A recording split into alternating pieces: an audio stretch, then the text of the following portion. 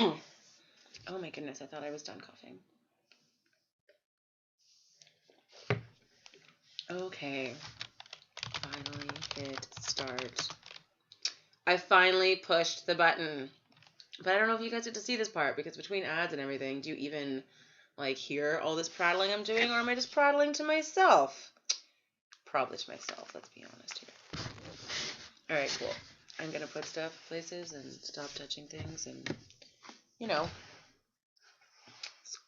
de-squirrelify for a moment. I had to kick the kitten out. Oh my goodness. She is so disruptive.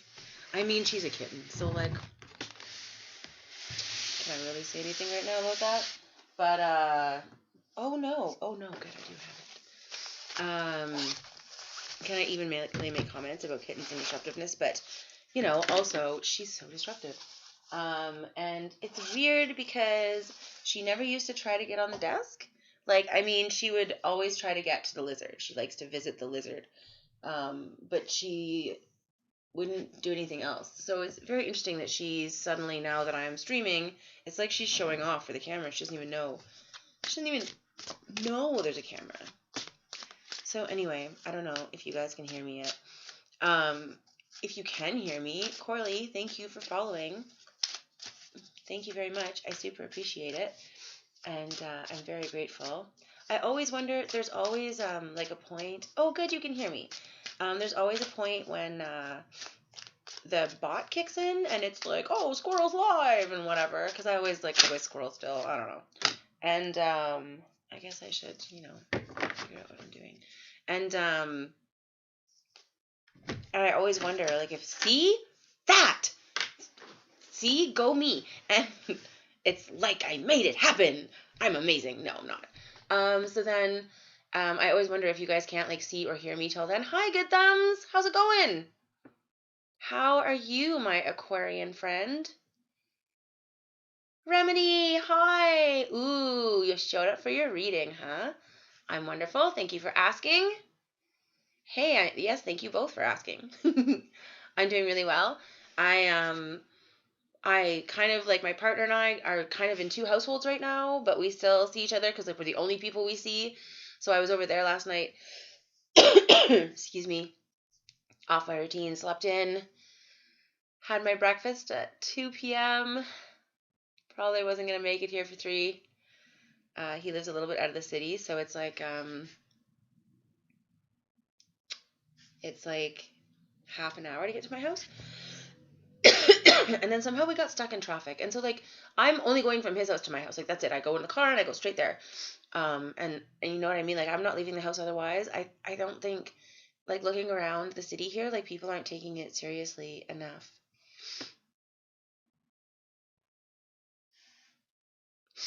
I'm so glad that you enjoyed it, and I'm so glad to see you again. How do you get a reading again? You just have to put yourself on the list. You just have to be on the list. Yeah, because I tried to work with a bot, and it didn't work very good. I have a list of people that are already on the list. And so I have to put you at the bottom of the list, but I'll only read for people if they're here. And so if there's nobody here, then like, if the people in the list aren't here, but then otherwise I have to read in order, because I gotta be, you know, I gotta be serious. Yeah, sorry, I don't know, my nose is being dumb all of a sudden. Lonely Virgo ass is struggling. Well, if it helps, Remedy, I'll be here almost every day, so you can come visit us. And maybe we can, when we do your reading later, maybe there'll be some discussions about, like, what you can focus on to help you not feel so hard. Right now, too, it's interesting because I don't know if you guys do Instagram, but I have stuff up on Instagram, too. I do, like, for me, I'm such a night owl, so, like, after the stream, like, I streamed until 9 or 10 p.m. last night, and then I worked for a couple hours, getting readings up and working on my website and stuff like that. Oh, I just realized you guys are watching, like, not the right screen. Go me. I'm not very good at this yet. I think maybe there's 2 different modes and it confuses me. Maybe I should just do this. And then it's just my Instagram. My Instagram is acorns for unicorns. Honestly, Death by Taxes was fun, and I think I'll actually play another round or 2 of that today, just the demo, because that was good. It was a good time just to try for the week. I might cave and spend the $15, but I think I would rather manifest it going on sale. Maybe I should do a video game sale spell. No, I'm just kidding. No, usually I just I can put it out to the universe that that's something I would like to have, and usually it goes on sale not too long afterwards. I'm not saying it in a creepy way. I'm just I always just put it out there, and then it shows up not long after, and it's always nice.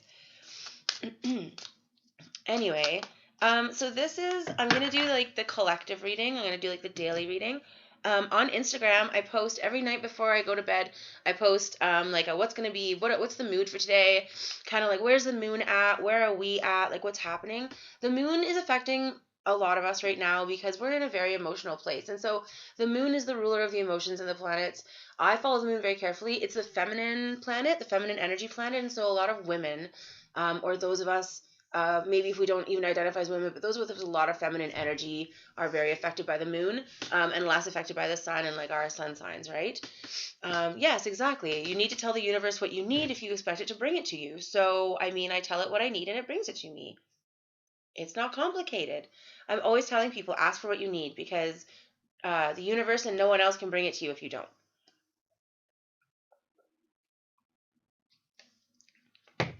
Oh, look. I just got an emergency alert on my cell phone. I live in Saskatchewan. This alert is issued by the government of Saskatchewan. The state of emergency in Saskatchewan has been extended. Keep following the orders of the Chief Medical Health Officer. Practice physical distancing. Avoid gatherings of people outside your immediate household. Avoid unnecessary travel. Self-isolate if returning from foreign travel or if experiencing any symptoms. Wash your hands often. Together we are reducing the risk. We can pull together by staying apart. Pal Pal, hi! It's so nice to see you again. Welcome to the stream. I'm so glad that you guys are coming back. Oh, hi. The White Tarot is hosting. Thank you so much. Oh my goodness, and rating. This is fabulous. Best day ever. Thank you so much. Thank you for coming in. You're just in time for the collective reading for the day. I'm just starting the stream because I'm late. Oops. But it was worth it to sleep in a little, not gonna lie. So thank you guys all for coming. Thank you for the raid. I super appreciate it, and the host. We were just discussing a game we had played yesterday on Instagram. Someone was looking. I was saying the kind of mood today. Someone was feeling kind of extra lonely, and I was saying that the mood today is kind of the Venus and Gemini issue is happening right now. Well, thank you so much. I so appreciate that. White Tarot. I very, very much appreciate that. It's so beautiful to see other readers and other streamers helping each other out. And yes, I'm new. I used to stream video games years and years ago. It's the same channel I used to use. And so this is literally like oh my gosh, Tuesday, Wednesday, Thursday, was today Friday? My 4th stream as this. So yes, it's all wonderful. It's going great, and I'm enjoying it very much. But I was saying today that there's, Venus is messing with us a little bit. There's always that twin element with the Gemini, and so there's always that, like, we're always being shown another side of something, or we're always having the opportunity to see the other side of a situation. And so I was saying to people on my Instagram today, for those of you who are single, maybe it's time to reevaluate what it is you're looking for or not looking for. Maybe it's time to think about what you're putting out there.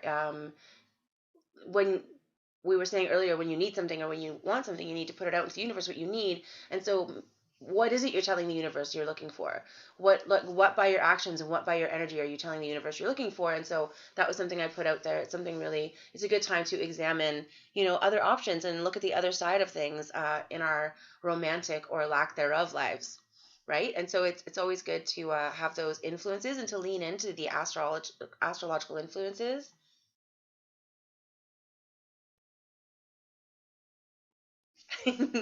I am not an astrologist. Um, I don't know how to follow people. I mean, like, I can add a friend if that's okay, if you don't mind. But then I don't know how, like, how do I actually? Because then, oh, there, I think I found it. If you got a follow from me, then I found it. I'm still, they've changed Twitch so much for me. I'm, um, I don't want to, like, I'm struggling a little. Do you know what I mean? Because I felt like everything used to be so fluid and easy, and now it doesn't feel always like that. So yeah, I do a little bit of astrology. It's more of like I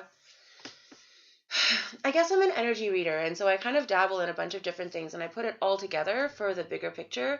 I use tarot as like a physical thing to show people, but I also do like I mean, we were doing channeling on stream the other night. I communicate with the departed or other entities at request and or need. I do healing and energy work from distance, all kinds of things like that. So it's really all about energy. Oh, thank you for the follow.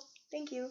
It's all about energy work and energy manipulation and energy reading, and it's really just about how it's just different. It's all different ways of it's just connecting and understanding on different levels, right?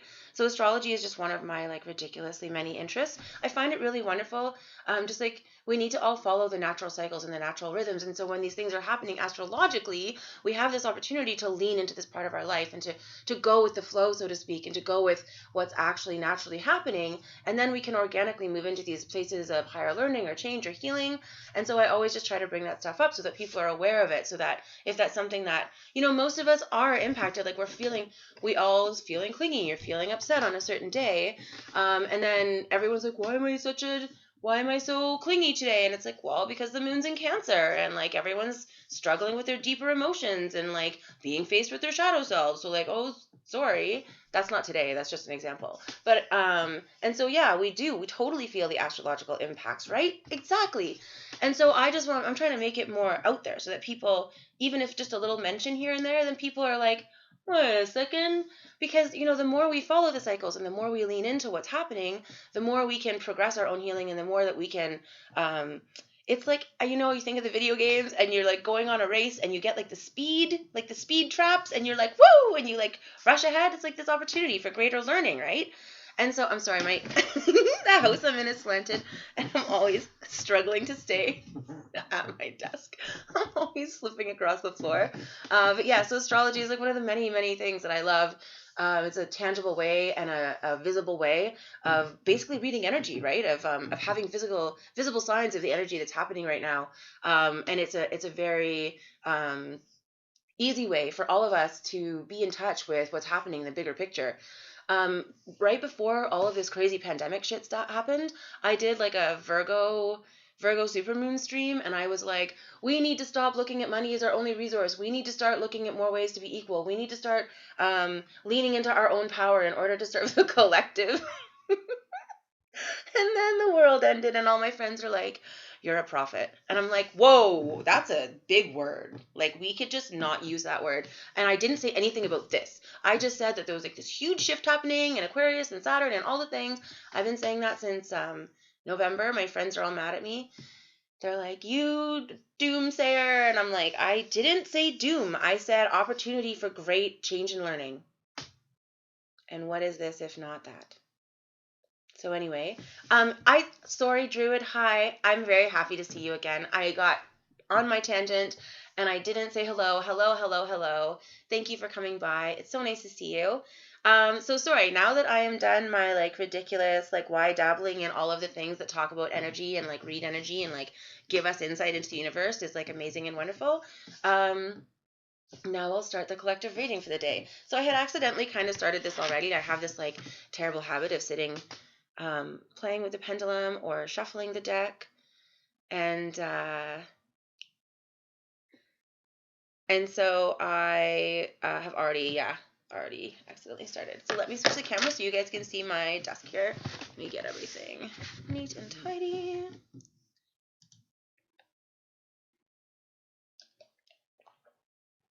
I need a better... Oh, yeah, that works way better for me. Then I don't have to remember to hit the transition button. Aw, thank you. You're like the sweetest ever. I appreciate that. I am trying to spread joy and growth into the world. Seeds of growth, seeds of change. That's my whole purpose. My little catch tag that I've been using lately is, um, nuts of truth are seeds of healing. And nuts of wisdom or seeds of healing or something to that effect. And that's what I'm just trying to do. We all need to hear the truth so that we can know where we're at, and so that we can be honest with ourselves, so that we can grow. We can only grow from a place of full on needing and acceptance, right? And yes, I am here and I am smiling, and I'm going to keep smiling for you guys. I'm just so grateful that you guys are even here, and that we can have this space together, that we can make this safe space when all of us are on our own in some way, or are being challenged in different ways. I'm just grateful that we can be here together. It's nice to have a place. Oof.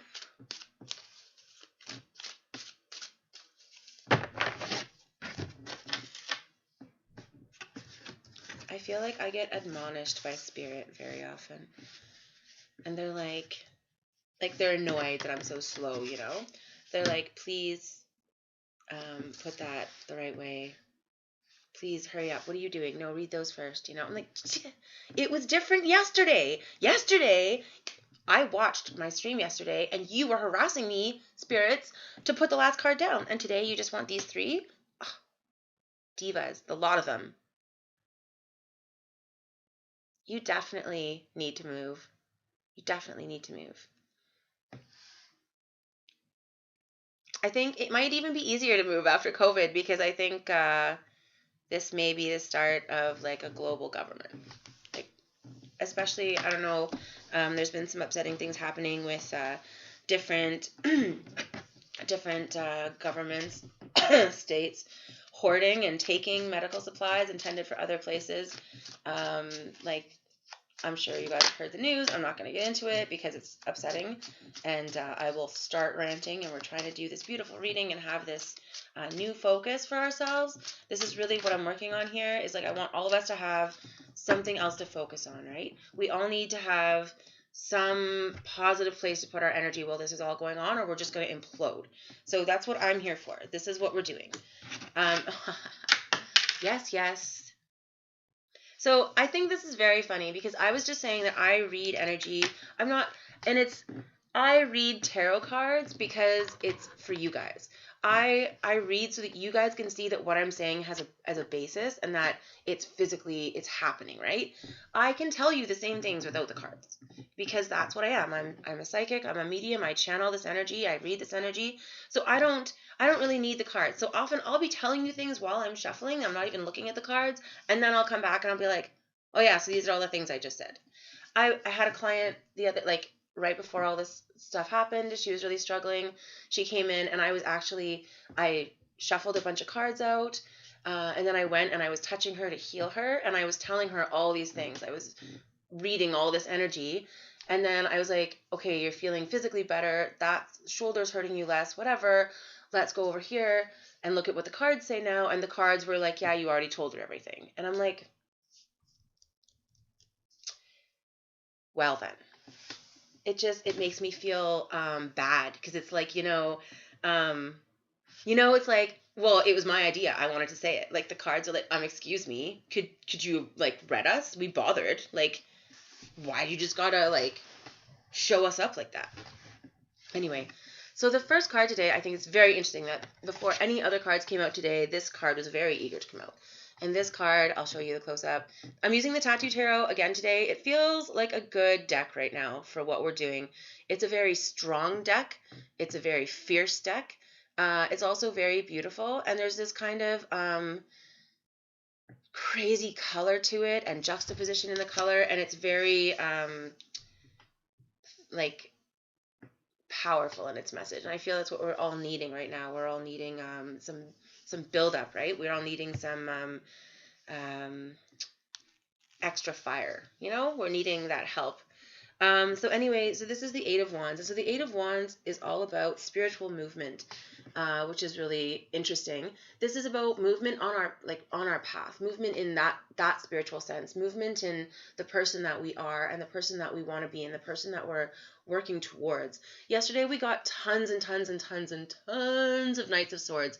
If anyone that was here yesterday remembers, I had 5 decks out and we were doing a 12 card astrological reading. Well, it ended up being like a 15 card because Sagittarius just has to be special. Sagittarius. That's my partner. I'm just like, oh. Anyway, and so we had all these different decks out, and we had at least 3 Knights of Swords and a King of Swords, and so lots of movement in the intellectual plane, and people are starting to have these ideas about that this isn't right and that this needs to change. And we're all very quickly coming to these new conclusions and coming up with these new ideas. A lot of us are finding it too quick, as we discussed. Some people are feeling very defensive and guarded about being forced into all of this change so quickly. And so we're having these struggles. But what we're needing to focus on now, as we're starting to move, and this is actually great for us, this is good timing, it always happens with the cosmos, we're starting to move into the moon is starting to move from Leo, which is kind of this nice slow burn, get you fired up energy, into Virgo, which is very, yeah, I can't remember that at all. All the swords. Virgo is much more productive.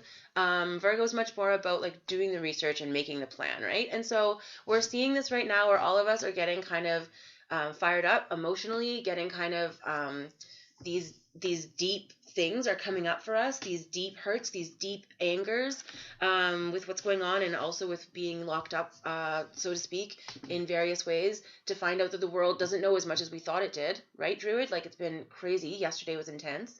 All the things we talked about, as far as global news, and how it's not being reported. And so we're all getting all fired up about these things. We're all finding what's making us passionate and finding us what's making us upset. And those are, I always say, like, anytime you have a negative emotion, anytime you have discomfort, anytime that you have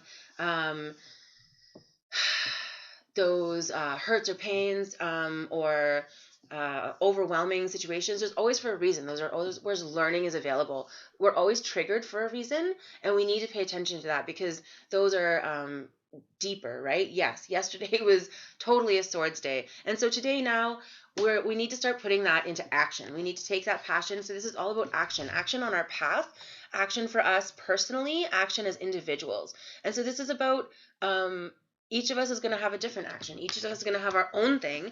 And the Knight of Wands is here to support that. So the Knight of Wands is the next card, of course, the Eight of Wands, and now the Knight of Wands. The Knight, of course, being about action, being about moving forward.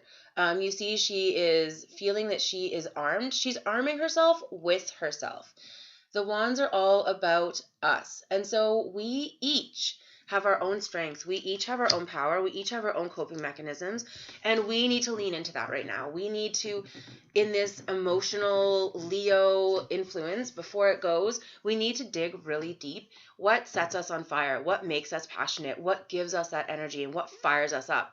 Because that's where we need to lean right now. That's what's going to get us through this. We need to be taking action in those areas in our life. We need to be focusing on those things that are getting us going. And this is the moon. The moon card is the only major arcana in our reading today so far. I mean, maybe there'll be more cards. They haven't told me yet. And today it's reversed. And so this is interesting. The moon is, we discussed the moon a little bit yesterday, but this is the card in the major arcana that's meant to represent Cancer, which is the ocean of the water signs, so to speak. Cancer and the moon card are both very, very deep. It's about that depth. Again, we're talking about that deep burning with Leo today, and we're talking about the depth of emotion. And so it's important to really go to those depths. It's important to really go as far as you can with yourself, and be really as honest as you can. Like, go as deep as you can handle. And this is reversed today because this is really uncomfortable. No one wants to do this. We're all feeling pulled apart from our normal supports. We're all away from our maybe family or loved ones or friends or the people that normally support us. Maybe we're locked up with people or trapped with people, so to speak, that we are not feeling supported or loved by. And so it's really difficult for us to do this deep work in this place. It's difficult for us to go deep right now and to look at these emotions and to be honest with ourselves in this way because it hurts. We're not feeling supported in the way that we've been supported in the past. But the whole thing about this is about learning to support ourselves. It's all about finding the depths of ourselves, finding our own strengths. We have what we need. We need to find it. So clean out those closets, emotional and otherwise. Find the things that bring you joy. Find the things that give you energy. Find those passions that keep you burning. Find the light that's going to guide you out of this dark place. And then keep it burning and keep it going. So the Eight of Pentacles is actually echoing that. Now, this is interesting, too, to see the Pentacles finally come up. Because so much about the reading today has all been about spiritual and personal. And now this is very much about resources. This is very much about again, I love when we see these the eights are all about foundations, and then we see talking about these resources. Now, I was saying to people, there's quite a lot of Seven of Pentacles coming up in private readings, in readings that I was doing, I believe yesterday, also on stream, and this is very much about, yes, you have all of these skills that you've been using so far, but you're not using all your skills. And if we're being really honest, most of us are not using our most passionate skills. Most of us have buried those things, and for various reasons, because we're being judged by others, because our family's not supportive, because our friends aren't supportive, because we're afraid, because we're afraid of shining our light, because we're afraid of being too amazing, which sounds crazy, but search yourself. So many of us struggle with this imposed patriarchal view of humility, where we're not allowed to think that we're good and we're not allowed to think we're great. And so we're forced into this place of self-neglect. And so this is where we're doing all this, right? Yeah, Remedy is feeling good for you here. You liking this reading today? So, and this is just what we're talking about. And so there's resources you're neglecting. There's skills you're neglecting. There's things that you have not been doing that you're maybe even afraid to do for whatever reason. Oh, falling asleep again. Poor Druid. Okay, Druid, I'm going to be here earlier tomorrow. Your poor head. Don't get keyboard imprints. But if you can go to sleep and leave the stream if it's comforting, if you want, I'll be here for a couple hours if you can't sleep. But sweet dreams if you're going to bed. Careful with your forehead. I'm not roasting anyone, Remedy. I'm just saying, yes, I bet you already have. Okay. Good. I'm glad that you'll be able to see it. So sweet dreams, and we'll talk to you later. And yes, take care of yourself. Thanks again for stopping by today. And so, sorry, back to the Eight of Pentacles. And so this is Remedy's apparently already feeling the roast, and we haven't even started Remedy's reading. And so this is really about what have we been neglecting. I love that there's this air of like from moving to 7 to the 8. The 8 is all about the foundations and all about building on our true skills and building on our resources, right? Starting from a very stable platform. You notice that 8 is a very stable number, right? I mean, there's so many different ways that it comes apart, all in very neat groups. So it's a very stable number, and it's a very it always divides equally so that it's balanced in all ways, right? So it's very interesting. Hi, Corley. I'm sorry, I'm waving back now because I saw a wave in the chat. So it's very interesting that 8 is such a number of stability and a number of balance, and that's what we're being asked to do right now. But we're being called out to admit that we are not using all of our resources, we are not using all of our skills, and we are not using all of our talents. And the reason that we are continuously seeing our towers crumbling is because we're not building on stable foundation. And that stable foundation that we need is we need to stop thinking of money. This is globally. This is a universal reading, right? We need to each individually and collectively stop thinking of money as the primary focus and power and resource. We need to start realizing that each of us has certain skills and talents and gifts that actually fuel us to use them. It makes us better people to use our talents and abilities to our full ability. We cannot help others until we have self-actualization, and we cannot have self-actualization until we actualize ourselves, which is using our skills and using our talents and using our abilities. You guys are gonna be pissed at me, but it talks about this in the Bible. When I do my unbible study on Saturdays, we're gonna talk about how there's some really great advice in there on a total energetic, humanitarian, social level that we are not even listening to. The patriarchy is like literally taking like the shitty parts of the Bible and making rules of it and ignoring all the good parts that tell us to be good people and not hoard money and stuff. Catholic Church. Like, fuck, guys. Oh, my brain. Okay, sorry.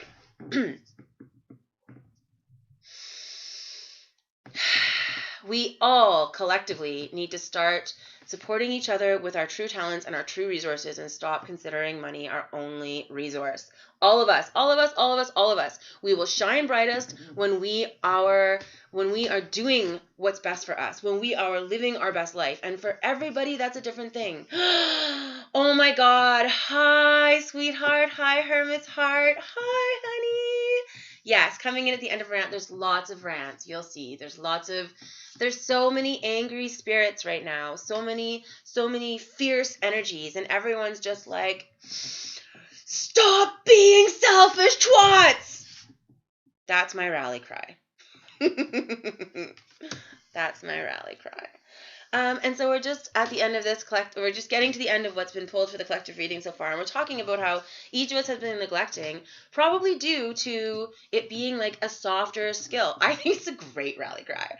This is often the skills that don't quote unquote make us money today are often the skills that we are told and encouraged to neglect. Our empathic abilities, our caring abilities, things of those natures, our creative abilities. We are totally, all of those things get squashed, and all of those things are essential to the light and energy in our soul, to bringing the right energy for each of us, to customizing the energy that we request from the universe. And so we can't expect everybody. I mean, guys, electronics don't work on the same electrical wavelengths. You have to have, if you go to different countries, you have to have different adapters, different electronics, even in our own home, require different, voltages. Everybody has their own energy. We need to be free to attract whatever we need. And anyone that's being stifled in any way, all of us, is not free to have that, is therefore not free to shine, is therefore not free to self-actualize, is therefore unable to help anyone else. On Maslow's scientific pyramid of needs, it's self-actualization comes before helping others, and helping others is an actual need. Helping others and helping others actualize is an actual human need, but it's like level 10. We're not even at level 9. We keep talking in our first, this is another one of my rants, you guys get ready. We keep talking in our first world countries like all our needs are met. When we talk about self-care and witches and whatever we talk about, like we talk about it like, oh, well, we already have this and this and this and this and this and this met. So now we just need to work on, self-actualization. No. Did you know that like acceptance from our like peers is an actual human need? So many of us have like it's literally a human right and we're being denied it every day. What the fuck? Like it's a human need and we're being denied it. The governments aren't requiring us to accept each other. They don't do enough to make us like not have hate speech and things of that nature, to be honest. There's not enough monitoring of those things or enough understanding of those things. And it's literally taking away somebody's need every time somebody is forced to be, subjected to those things. It's just ridiculous.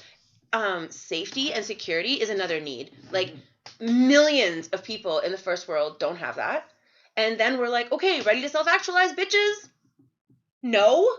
Are you crazy? Like, we for a society that leans so heavily on science, pay no attention to science. Like, look at animals. Like, we get all of these crazies, like, if you guys have heard of the rat experiment, where they had like this certain amount of space and they had 2 rats and everything a rat could ever want, and the rats were super happy. And then like there got to be more rats and they slowly started getting weirder and weirder, and some of the rats were murderers and some of the rats were rapists, and like, because there were too many rats. And then we put ourselves in these situations where we live in these giant cities. We don't have good spiritual and mental health. We don't have access to basic needs like spiritual and mental health, like safety, like security, in so many different ways. And then we're like, okay, humans, ready? Everyone ascend. Oh my goodness. Yes, we can talk about it, and we've talked about it on the stream actually already if you want. We've talked about it a lot. And so you can be pissed at me for talking about self-actualization if you want, and I understand where you're coming from, but this is my point, is that what's happening right now is that everybody that can needs to stay home, and everybody that is being forced to stay home needs to figure out why they're being put in the corner. They need to be doing whatever work they can to build themselves up, to lean on their own strengths, and to be adding to their own strengths so that they can better the collective, so that they can help the collective. When we come out of our houses, what are we going to be able to do for the collective? How are we helping people? What we need to be doing right now is staying the fuck at home and staying out of the fucking way. And yes, it's terrible, and yes, it's awful, but on an individual level, this is what we need to be doing. And so I actually went on this huge rant the other day and actually started crying on stream the other day, because I said, like, it's just so much to deal with. It's just so many things. It's so many things to think about and to feel. For those of us that are empathic, it's hard to even think about it. It's hard to even read the news. And then we feel guilty for not thinking about it, and we feel guilty for not dealing with it. And so this is what I'm saying to everyone, is this is how we need to deal with it. If you're not able to be out there in a functional, helpful way, don't be out there, right? You need to, oh, hi guys, everyone's showing up. Woke and Raven, hi, thank you for downloading the app. You guys, Hermit too, you guys are also great. Thank you. This is going to be like a daily stream, so you guys can always check in if you want to, or get a reading or whatever. I have a list. But this is what I'm saying about this pandemic, is that it is awful and it is terrible, but we need to survive through it. And so we need to each figure out how to do that. And we need to rally together as a whole, and some of that means staying the fuck home and doing our own work and being, in whatever way we can, healthy, useful humans, so that we can repair the world when all this is over, so that we can do all of these things, right? And so it's really just about, it's all about us. What I'm trying to do on my stream anyway, and here, is all about what we each need to focus on, so that we can, not be adding negativity to the collective, not be panicking. We each need to be having a thing to do. This is not time to like lay on the couch and cry, unfortunately.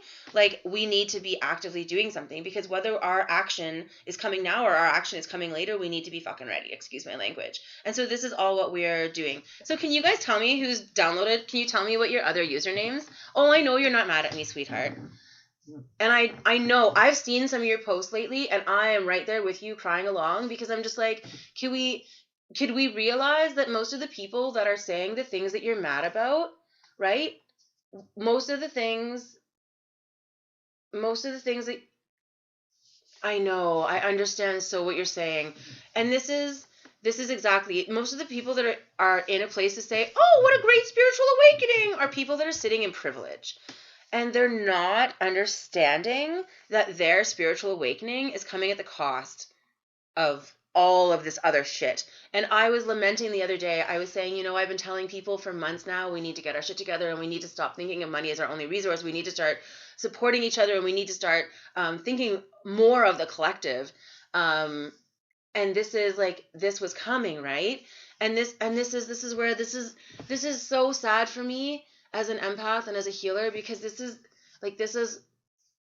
what the universe felt we needed. Like, this is how bad we let it get.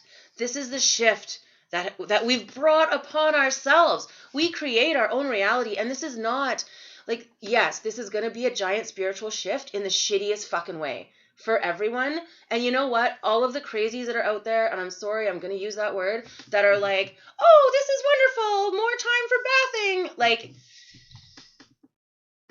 they're got their heads up their ass and they've got their heads in the sand. And you know what? That they're going to have to wake up someday. And you know what? Try to be gentle with them too at the same time, because we're all just so defensive and vulnerable right now. We're all hiding in our castles. We're all, doing our best to hide behind what we've built so far as it crumbles around our fucking feet. So as much as it's infuriating and as much as it's hard not to be like enraged at the state of some of the world, like, oh my God, the anti-trans laws in Idaho, fucking ready to kill someone, but I won't. But like so many terrible things are happening, but we just need to like not. We need to just like work forward. We need to just move forward. Oh my God, and you started an account on this? You use technology just for me? You're so wonderful. Oh my goodness.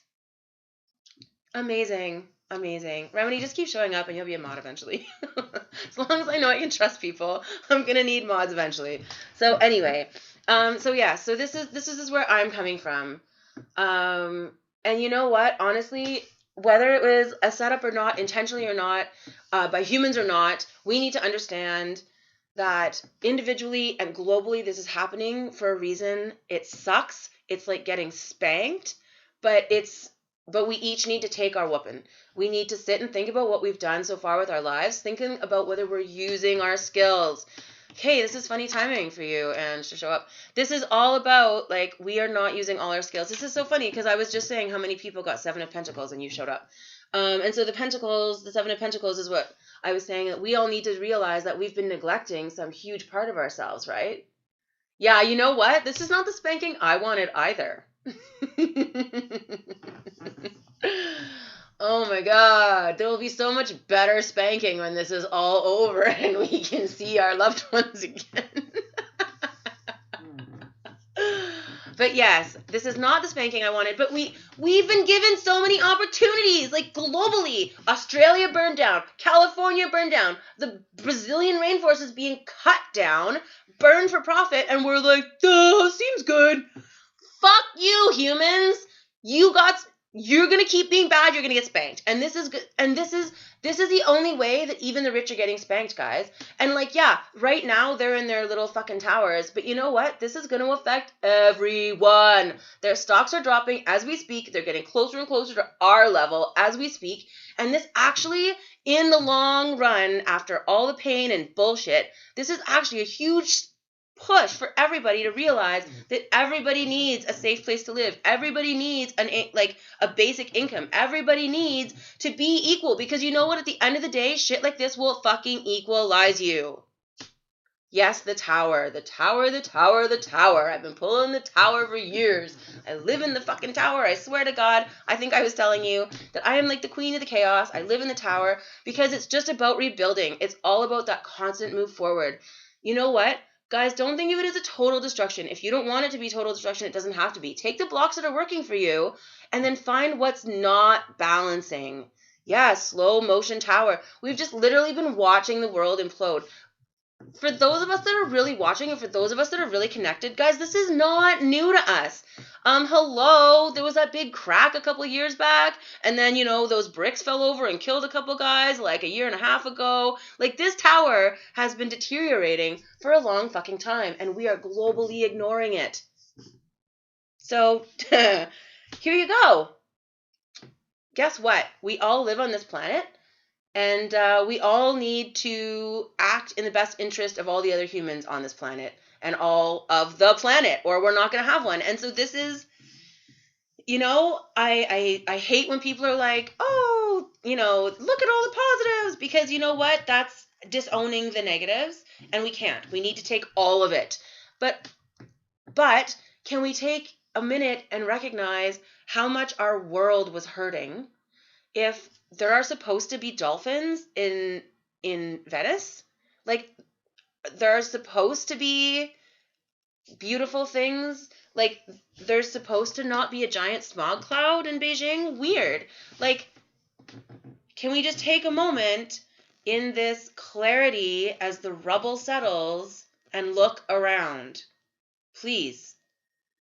Look around at what's happening. There's this crazy clarity that comes with chaos. And if you can just stand still for a second, you can see everything just in that super clear slow motion that we're talking about, in that like every brick that you laid wrong, every crack you should have patched, every place you should have used the better quality glue. You can just watch it in slow motion and you can see it in intense clarity, and you can literally build your blueprint from watching your slow motion crumble.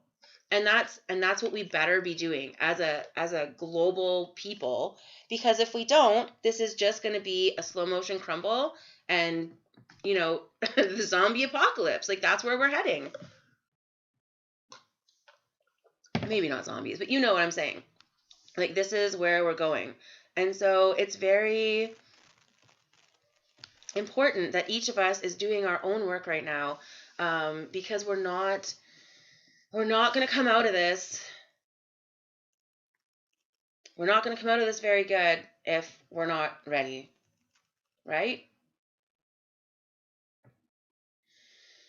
Yeah, it's difficult. It's difficult to live, like, to kind of have that wake up call. Hey, it's difficult when we're kind of forced to see things whether we want to or not. Um, it's challenging and it's hurtful, but we need to keep looking forward and seeing that purpose. See what the purpose is for each of us, right? Yeah. Yes, totally. I totally hear you, Raven. Totally, totally, totally. It's exactly. I literally, like, I don't even want to drive. Like, I need to concentrate so much when I'm out. If I go to my partner's home, which is the only place I go, because we basically have shared everything. Half my stuff's there. Then I get him to pick me up lately because it's just so heavy. It just is crushing. And for us empaths, it's really a lot. And we really need to keep our own space safe and open and free, and we need to really have that safety. And we need to find a way to create safe space for ourselves, even if it's small, safe space. And we need to do that in order to do this hard work, right? We need to find some way to be safe in the midst of all of this insanity and find our center so that we can continue doing what we need to do, for ourselves and for the collective. And those memes on Twitter, I've seen a lot of COVID memes. I see a lot of the ones I see, I think, are about staying in, like about, like, oh, day 94, or day 12, and they're like playing tic-tac-toe with their cat and stuff like that. I don't have this problem. I'm this weird, like, intro extrovert, and I don't have a problem staying home and getting all of my interaction through the computer. Maybe that's partly because I'm an Aquarius, and this is a great way to keep everyone at a safe distance. Isn't it, my fellow Aquarians? Isn't this just the shit? All the humans you want at arm's length. It's great. It's perfect. Just stay right there. So I am not struggling with the staying home part. I have my pets. I have my tarot. I am totally yes. Yeah. Totally Virgos, yes. Virgos also like the arm's length. Oh, and the Cappy Moon, that's perfect. Yeah. Little homebody over there. Just like sit on your rock. Or hide under it, whichever. And so this is for those of us that are doing okay as far as making safe space for ourselves and staying home to do our own work. Really, really, I don't like to say, like, use this time, but really focus on things that are going to serve you and serve the collective in the long run. Focus on those skills and focus on that work. Focus on the things that you haven't been looking at. I keep saying to everyone, we're all neglecting that eighth pentacle. The reason we're not having balance is because we're not being our full selves. We're not allowing ourselves to be ourselves, whole selves. In his rock house. Yes, Squidward. Perfect. Your little rock hut. I can just picture this. So cute. And with your kitties. Maybe they'll still wake you up.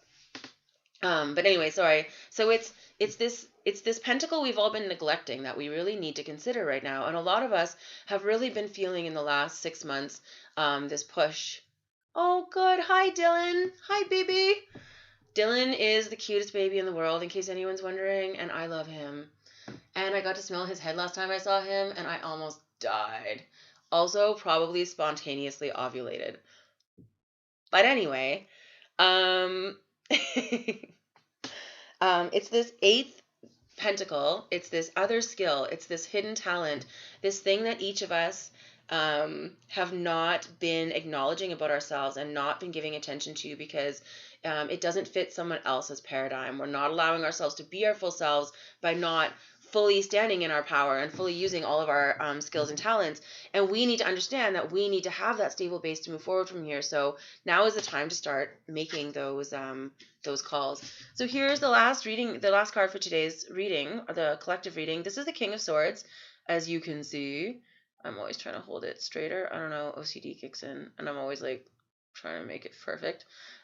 We talked about the King of Swords again yesterday. We were saying the swords yesterday, and so the King of Swords is all about, you guys, you have the power. It's all about you have made all of the choices to get yourself here so far. Oh my goodness, the crooked room, seriously. I was just like, the whole time. And then my desk is crooked and my camera's crooked. Oh my gosh, my OCD is just like happy. So anyway, the King of Swords, sorry, going back to that, it's just that, guys, we've each carried ourselves this far. All of us, whether you have good self-esteem, bad self-esteem, self-confidence, insecurity, whatever, you got yourself here. You got yourself here, and you're going to get yourself out of here. You've made good decisions for yourself so far, and you need to trust yourself to make good decisions so going forward. You know how to make yourself happy, and again, the King of Swords, I love that it's always the swords that comes up in these kinds of situations because it's about, it's also about setting those boundaries for yourself. Anyone that's not respecting your decisions, anybody that's not respecting your decisions for yourself and what you have decided is best for yourself, cut them out. You've got the sword right there, right? The chameleon, the bearded dragon, she's over there. I should get her, actually. She probably would like some worms today. She's overdue, and she would like some fresh lettuce, which she gets almost every day unless she hasn't eaten any. Because then she's just not going to eat it, so I don't usually bother. When she wanders over, I get her fresh stuff, because she only eats, she's a lizard, right? So she just eats when she wants to eat. I offer her stuff every day, but she picky. So anyway, sorry. King of Swords. I know, the spirits are like, could you just focus? No, that's not a thing. So it's all about just setting those boundaries, drawing that line in the sand for yourself, and not being afraid to defend yourself. You have the power in your own life. You have your own sword. No one gave it to you. No one can take it from you. Don't be afraid to wield it. Don't be afraid to use your words to stand up for yourself. Don't be afraid to set those firm boundaries, even with people that you haven't in the past. Anyone that's going to keep you from being your full self, from being the person that you need to be. And I know a lot of us are afraid to be that person. I know that a lot of us have this deep yearning. And we have this this hard, yes, self-power, permissions, exactly. We almost all, and I say almost because I think I'm actualizing my deep yearning by doing this. But we all have this thing that we're afraid to do, that we think that we could do it, and we think we'd be really good at it, and we think that, it would help someone or do something, and we don't, because we're chicken shit. So stop being a chicken shit, grab your fucking sword, and get off your ass. Like, we have what we need, where it's the day to take action. We're needing to start looking forward. As I said, we're going to lean into that nice Virgo moon that's coming. We're going to get this nice Virgo grounded energy vibe, this great place to build plans from. And we're going to stop shirking our self-looking, stop shirking our self-work. We've got to start going deep, even though it's hard. Cleaning the backs of the closets, even though you don't want to. We really need to be fully ourselves now. That's what's going to serve the world, guys. I know that sounds crazy. I know you don't believe me, but if we're not glowing how can we keep the world from falling into darkness? We can't. And this is my thing, is that each of us needs to glow as brightly as possible. Each of us needs to attract beautiful energy. And the only way we can do that is by being beautiful, by standing in our power, by being that light, so that we can show other people how to shine, that we can show other people that it's possible, and that we can show others how to do the same, so that the whole world is just going to be brighter. People learn to stand in their power by watching people stand in their power. Don't be afraid to teach others. Don't be, if you don't want to do it for yourself, do it for the world. Be your best person, because the world needs you to be your best person. I mean, if that's not motivation enough for you, then I guess you're a selfish jerk. Yes, bioluminescence. Exactly. Bioluminescence. That's exactly what we need. We need to illuminate each other and teach each other to hold our own light, our own power. So that is the end of the collective reading. I know it took me forever because distractions. But like an anglerfish. Yes, just like an anglerfish. Oh, guys, look what came up. Oh, the 10 of Cups. We are going to get through this. And you know what? There's a light at the end of the tunnel. There's good fortune at the end of the rainbow. There's unity coming. We're going to make it. There's going to be growth and beautiful things again. Maybe even more beautiful than there are now. It's a whole new world, and we all need to be ready to do our part in it. We talk, there's lots of stuff that needs to happen. We talk about, what was I talking about? I got distracted by the Wuhan Labs thing. Because, yes, it's so important that we all are open and honest and communicating right now. We need to be, look, growing our talents. See, it's funny, because I was just saying that the 7 of Pentacles keeps coming up. We have to grow our talents. We have to grow all our talents. Give each of them fair nutrients, fair energy. And yes, we've grown lots. And yes, you've done lots. But you're not going to go any further. You're not going to get that foundation. You're not going to be able to move forward before having back toast. Yeah. Justice, guys. We don't like it, but this is a balancing of the scales. It's a hard one, but it's happening. Justice is coming.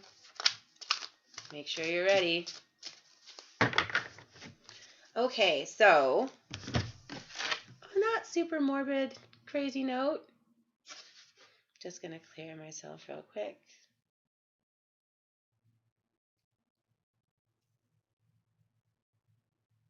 I think people accuse me of moving my hand, but they don't realize that it's actually like that I'm holding on because the pendulum is moving so hard that it's pulling my hand away. Do I think that it was created?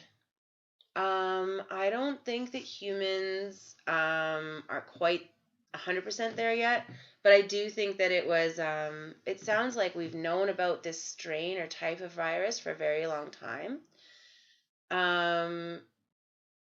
And it's interesting to me that they were so ill prepared. And I think a lot of people that enjoy the power plays and have been seeking power in different ways are being given those opportunities, and it's going to be interesting to see how that shuffles out.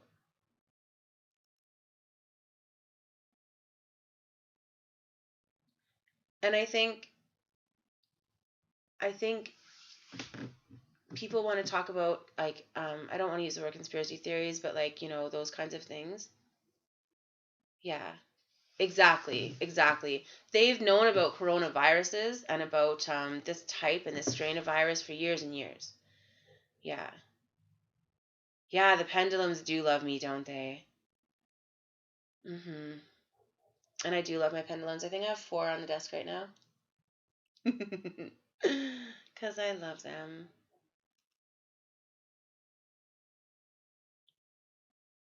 My pendulum's like, I'm done. If you would shut up, I could finish. They're always sassing me. And is actually, you missed the collective reading but that's okay. And ranting. Lots of ranting about how we each need to be doing our work. Because if you're not being your best person right now, you're not helping the world, and that's unacceptable. But hi, how you doing? Okay, done. This deck goes over here. Remedy needs a reading. What are we doing for Remedy? Remedy's next on the list, and Remedy's still here. And what am I picking? I'm starting to feel like I don't have enough tarot decks. I think I still have some that are not here. I mean, I know I still have some that aren't here. I think Manga Tarot is going to have to do. I think it wants a different deck that I don't have here. And I'm like, I'm sorry, I can't help you with that right now. I don't have it. Look, see? No, it's in a box somewhere. Will the Manga Tarot work? Well, you don't like any of the other ones. Oh, okay.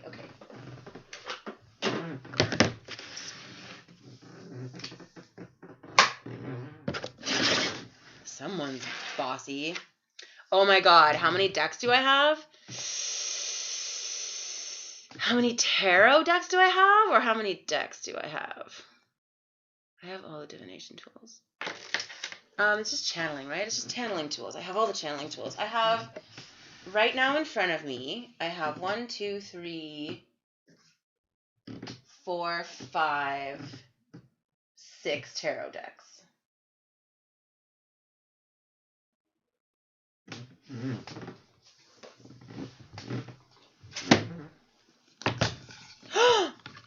Seven tarot decks. Do I have Mystic Mondays?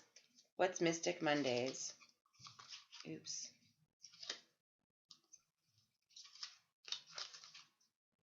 This is another deck I have. This is not the one for today, though. This is not the one I was hoping it was. My friends treat me like a little bit, like I accidentally am a tarot library, and I keep them like, my one girlfriend hates me because she hates asking for help, and I always, like, I don't make her ask for help, I just invite her things. Aw, okay, bye, sweetheart, thanks for stopping by, it was lovely to see you, thanks for coming. For those of you interested, my tarot deck is sitting on top of my Bible, which I love it. I think that you should link that to me, please. Please. Do I say play COD? No, I don't play Call of Duty. I don't play any Call of Duty. Yes, link please. Are those the ones with the tattooed ladies?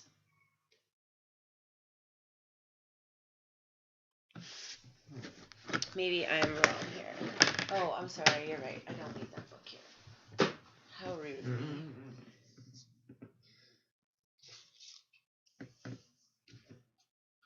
No, not this deck. You said you wanted this deck.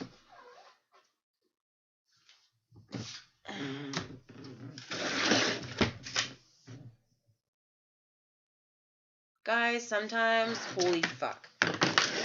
The bossing and the sassing. Okay. Fortnite. I'm vaguely aware of Fortnite. I have seen this deck. I have seen it. I have a tendency to only buy what I'm told to buy. And I've been looking at that deck and a bunch of others for a while, but they're never on my list. And I don't write my list. It's not my list. Those are really beautiful though. It's interesting though, because like as soon as I saw the Badass Baby Unicorn Tarot, I'm like, mine. And they were mine.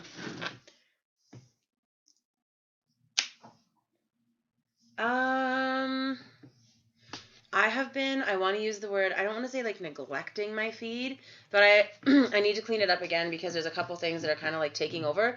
And then it's weird because like I'm definitely like I'm looking for you guys, like all of my other like witchy friends and tarot friends and stuff. And sometimes I'll be like, what the hell? Like, where have they been? I haven't even seen them. And I'll go to their page and there's like 4 posts that I haven't seen, even though it tells me like, oh, like there's no new posts or you're done or whatever. So I don't know if it's just that I'm like distracted lately or what my problems.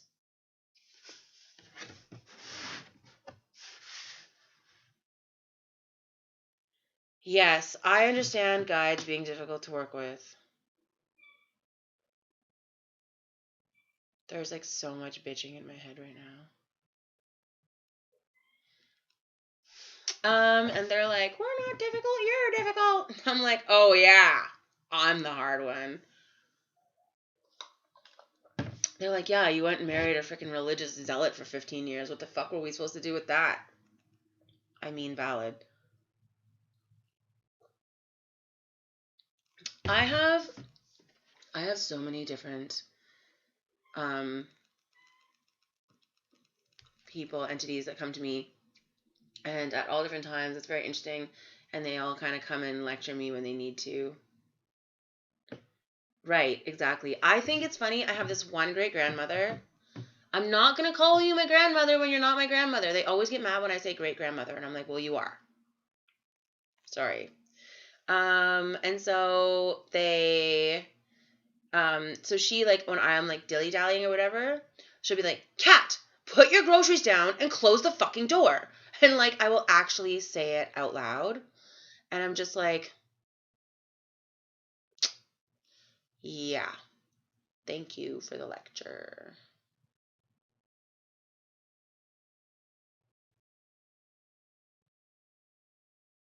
The sooner they answer you, the sooner you can leave them alone. Oh my gosh, I should try that approach.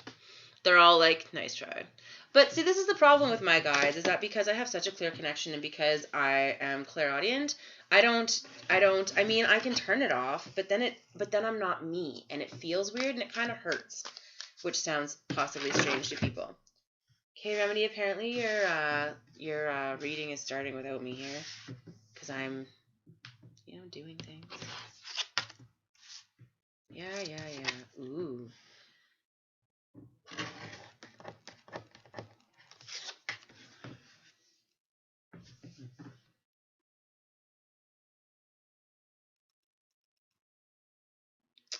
Feeling sorry for ourselves, are we, darling?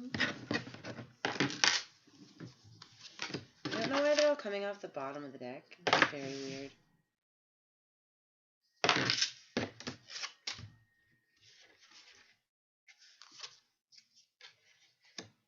Ooh. Party. I love how it's all like drab and gray, but there's hope.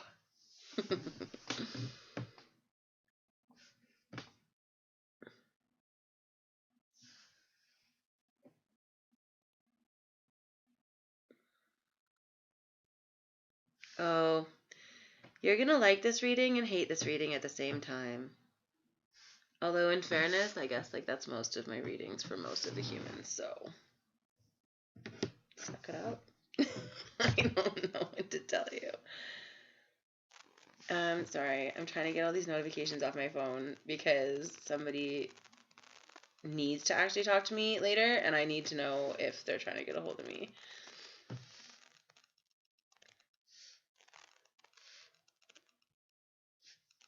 Okay, there we go.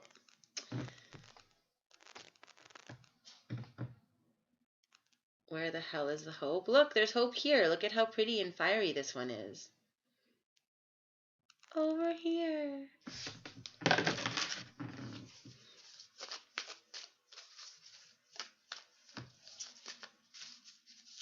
Ooh. Did you say you were a Virgo?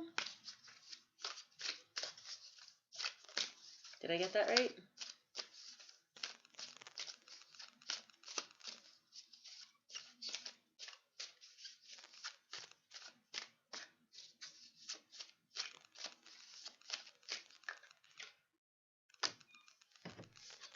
Okay, sorry.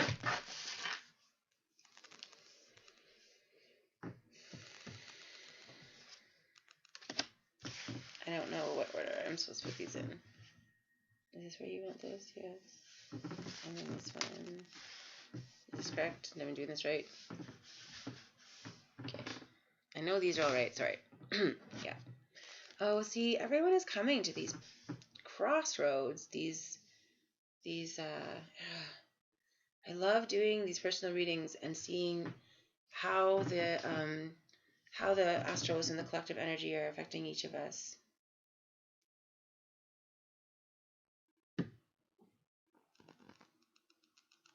What's happening? You're making dinner and got lost? Oh, I'm doing a reading for Remedy.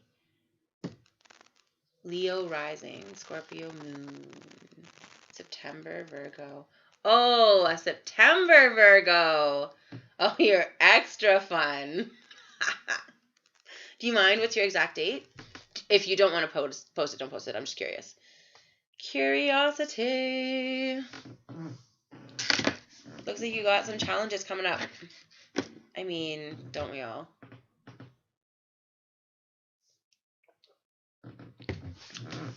What are you, Pal, if you get along with September Virgos? Like a Pisces or something? I can't think of anyone else that gets along with Virgos. Oh my gosh, really? That's an interesting household. Sorry. 9/12. Oh my goodness, you're the day after my ex-husband. I don't mean that in a bad way. It's just a comment. Ha! Called it. I'm like, who could love a Virgo but a Pisces?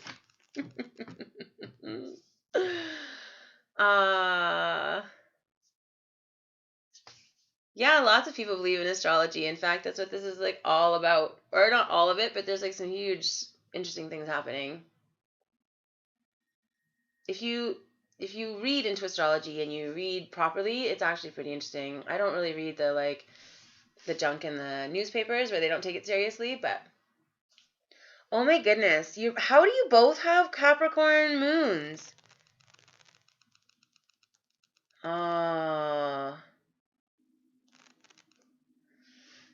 You guys are some challenges.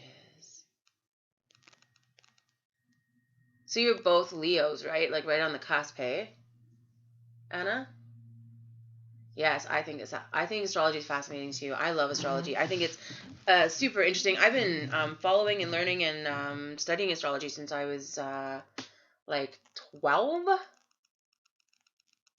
Dude, here's this thing about Virgos is that I do have this affinity for Virgos. I seem to find lots of Virgos because they need me.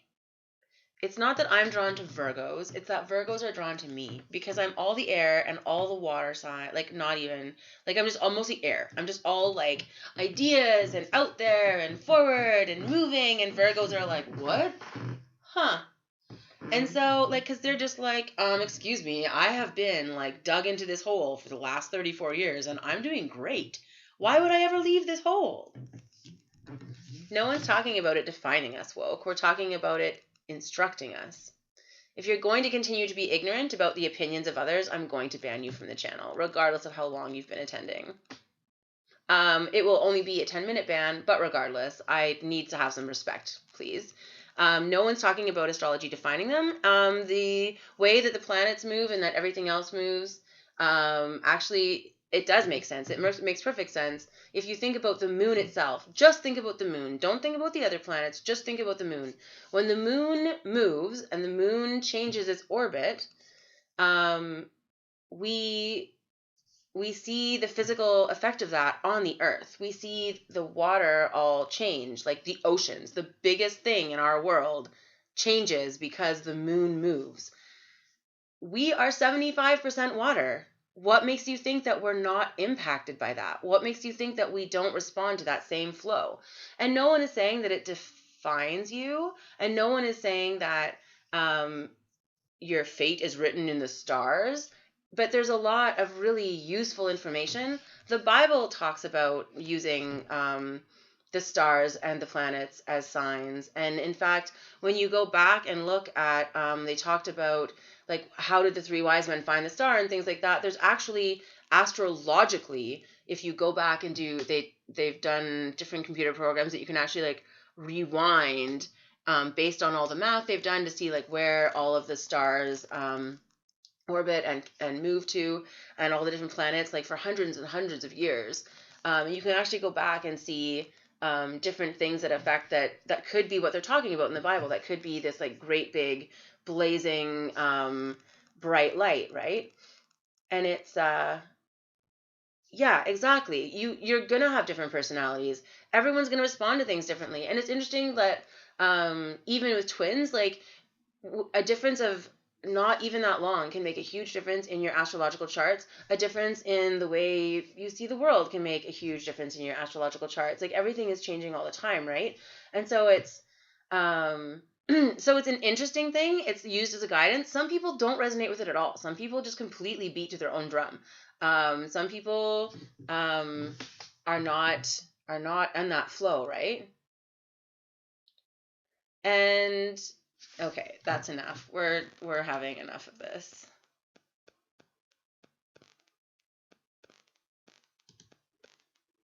Yeah, I'm not putting up with that. I'm sorry. This is a completely safe space for all beliefs, and we're done.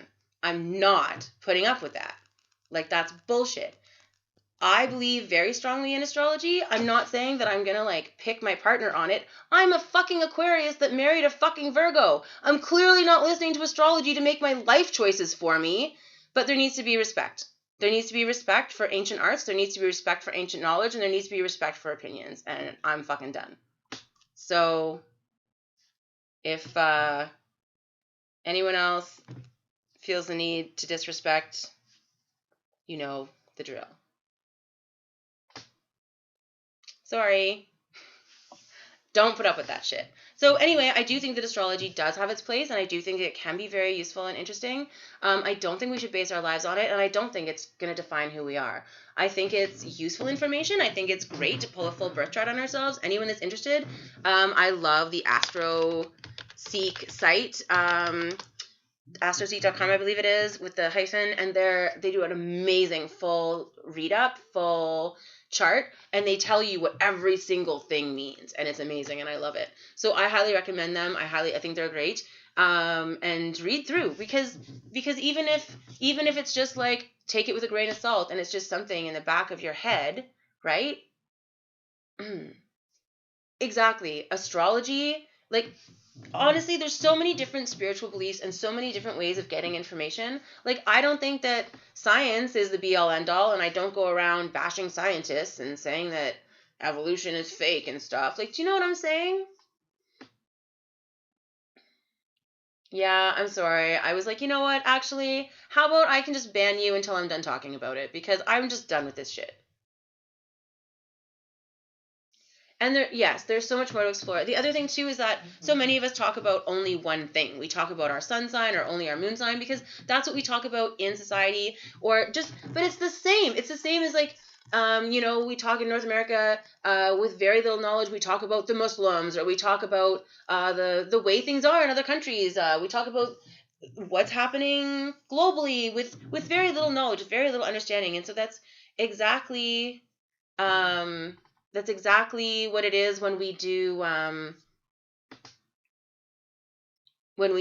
our sorry, I got distracted by the what sign do you think woke is? And my brain's like, sorry. Gemini or Sagittarius? Capricorn. You guys are funny. It's just that when we approach things with fear and very little knowledge, this is the kind of thing that comes out. When we dismiss things based on our 1% information of them, we're doing the world and ourselves a disservice. And that's generally where disrespect comes from. Anyone that doesn't know about something should be eager to learn more about it in a respectful way. If it tweaks you or triggers you in some way, then you need to examine why for yourself, and you need to figure out why that's hurting or bothering you, and you need to do some work.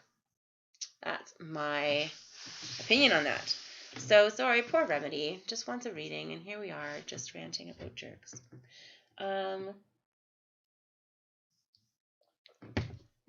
What sign do I think woke is? I think that ignorance and fear and things like that can be in all signs. Um, I feel like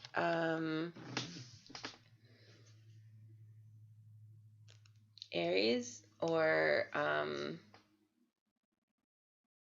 Virgo, sadly, are the ones that are most likely to um, jump on the blame train and on the, well, no, I feel this way about that, and so nothing can ever change my mind about it, and start with the disrespect, I think. So I would probably say, yeah, like, and especially, and a lot of the different signs would maybe think that, but not speak up about it that way, and not bitch, like not publicly call someone out. Like I made it very clear that I found that was disrespectful and ignorant. And so most people wouldn't like continue antagonizing, right? Especially when it's something that obviously someone does hold respect and value for. And so very few signs, in my opinion, would do that. Most people would play along. And so I think that, or not play along, I'm sorry, but they would back off. Do you know what I mean? They would be like, okay, you clearly, like, oh, like you, like if you were in a room with somebody and you were like, oh, geez, and they're like, don't, that's the same as using the Lord's name in vain or whatever, you wouldn't just keep doing it, right? Yeah, Sagittarius will totally say what they need to say too. That's the other one I was thinking of. Because that's like, but then you know what, at the same time, like the Sagittarius, they'll push to a point, but they'll usually back off. They're fairly non-confrontational. They don't want to fight. And yeah, I think Aries. I think that's more that pushy Aries vibe. There are a lot of Virgos that can be like that, but they're usually more respectful about it. They're coming from a more grounded perspective. But yeah, so I'm gonna guess maybe like an Aries, or or an unbalanced Sagittarius or something. Yes. Thank you so much for stopping by, sweetheart. It's been so nice to see you. And yes, I will be here every day at 3 my time, which was 2.25 hours ago. I mean, every day except today, because today was late. But, I'm not always late. Not always. We'll see. So anyway, yes, thank you so much for coming. Thank you for making an account just to come see me. I appreciate it. You're wonderful.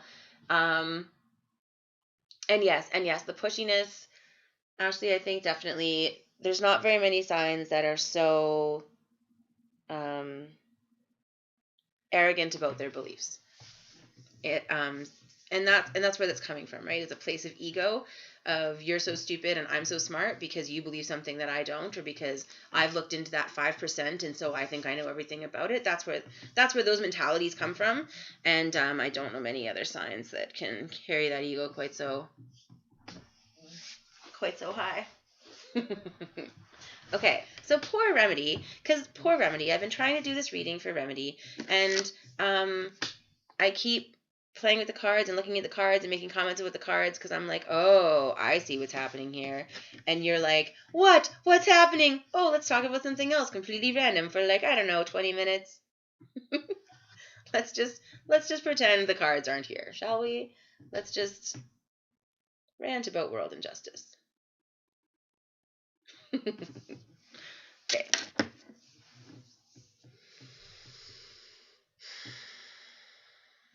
I think I'm ready. Okay, so the Page of Cups is the first one in this reading. And this shows like a longing for a new love or a new passion. I get the impression by the other things that are happening here that this is like a romantic desire, or like a desire for that stability, that like a partnership, or that acceptance that we get, that support we get from a partner gives us, and that there's this feeling of being like very alone right now that's exacerbating that, right? You're feeling kind of like you've been kicked around a little bit. This next card here is I'll show you upright first. It's backwards. I should just flip this so it's like a mirror for me, and then it would be less confusing. This is the Wheel of Fortune, sorry. And so again, this is another card that's been showing up in a lot of readings lately, and this is all about following our true path in a way. The Wheel of Fortune keeps turning. And yeah, there's bumps along the wheel, and there's different things. The snake here is shown, and some people consider it almost like a sign of evil. We talk about the serpent in the Bible and things of that nature, but also the snake has for a very long time been a symbolism of healing. And so we need to understand that often things that first seem bad are actually helping us, are actually healing us. Right now, you're feeling like you're on the bottom of the world. You're feeling like the bottom of the wheel. You're kind of sitting at the bottom. That's you've misstepped, and now you're sitting at the bottom, and you're wondering what to do with yourself, and you're wondering how to get back on, right? And so this is kind of like the biggest theme that's happening in the top row here. So there is this, sorry, I'm just deciding how I want to word this. The next card is the King of Cups. And so this is all about emotional maturity. That's not usually what people want to hear. But it's all about the long game. It's about, I know this sounds cheesy, but really about putting love for yourself first. The ideal partner is a partner who will love you as much as you love yourself. I'm going to go ahead and guess that today that's not very much. So maybe that's not what you want to be attracting right now. We really need to be doing the work in ourselves. There is this promise of love and support in the future, but it's really about that long game. It's about being in a place to project what you need in a partner into the world in a healthy way. And right now, probably most of us are not in a position to do that.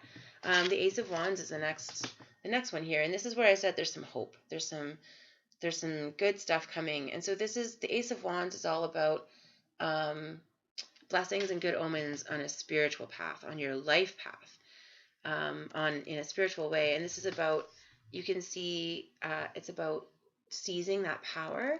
It's about standing in your own power and taking control of your own path. Stop veering off for everybody else.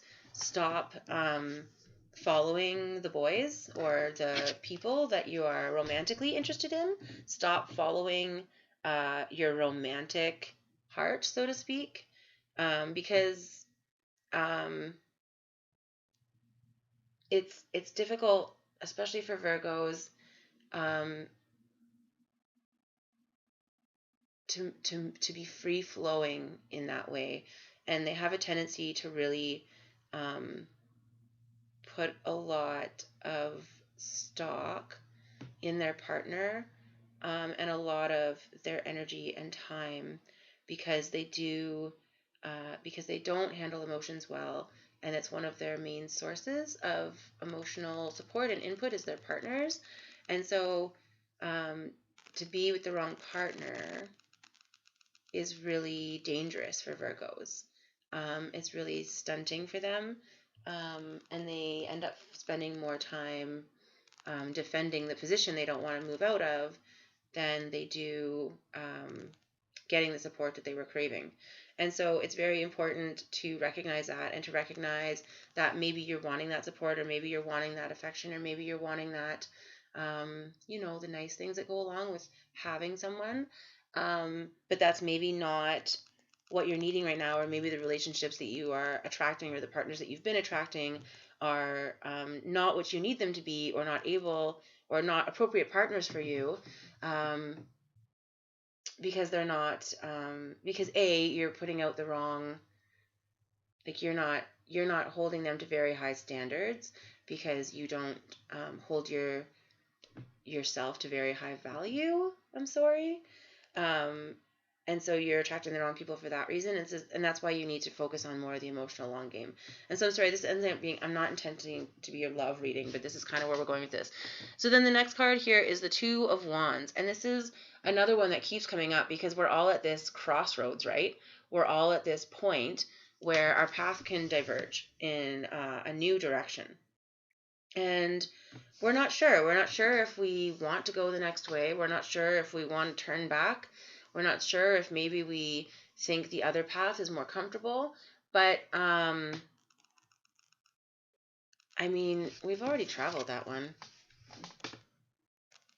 If you like where you are, I could see why you're tempted to travel the same path again. But if you don't, I don't understand the temptation. And even at that, even if you like where you are, you should still be looking at where you're going to move forward from here. Nobody should be stagnant for long, right? And so don't be stubborn. Be honest. Be honest with yourself. It looks like, judging by the next card in the deck, there's really something that you're supposed to be leaving behind. Something you're supposed to be walking away from. That could be that old path, that old way of thinking, that old belief. But most likely it's these old ideas that are holding you into these negative patterns. Let go of the idea that you're not valuable, or that you're not beautiful, or that you're not wonderful, or that you're not worthy. Because as long as you hold those beliefs, you make them true. So you can see here that she's taken the beliefs that are the most cherished to her.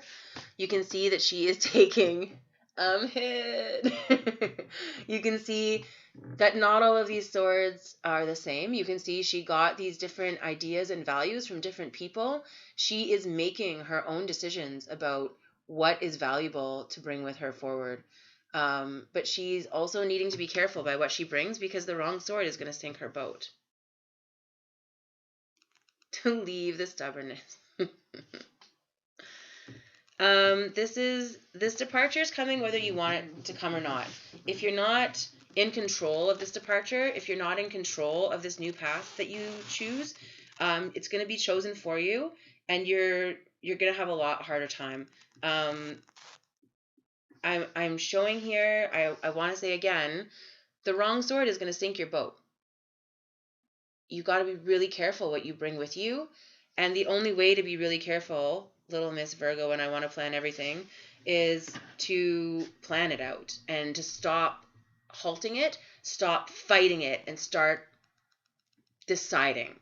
Start making your decisions about where you want this to go, and start working in that direction. So the next one here is Temperance. Now this is interesting because another major arcana. We've got a couple of major arcanas to come at the end of the reading here. Temperance is all about finding that balance. And you can see this angelic creature shown here, pouring water from one pitcher to another. And this is about emotions, right? Water is always about emotions, and it's about not putting all of your emotional eggs in one basket, right? We need to spread that weight about, not expecting all of your support from one person, not expecting all of your happiness from one source, not expecting all of your energy or your love or your sources of joy and sources of acceptance, not expecting all of that to be provided by one source or one person. It's ridiculous to think that one person, regardless of how much we love them, is going to be able to be our be all out and everything forever. And we need to be able to look to other sources for support and balance out those emotional needs with friends and family and with ourselves. We need to start carrying our own emotional weight. That's what the King of Cups is about, is really about that emotional maturity that's going to see you through, where you're going to start being in a place where you can make better decisions for yourself. So now Judgment is the last card that's coming up. So here it's reversed for you today. And so it is upright. This is what it looks like upright. And it's an interesting card because Judgment is often something really scary.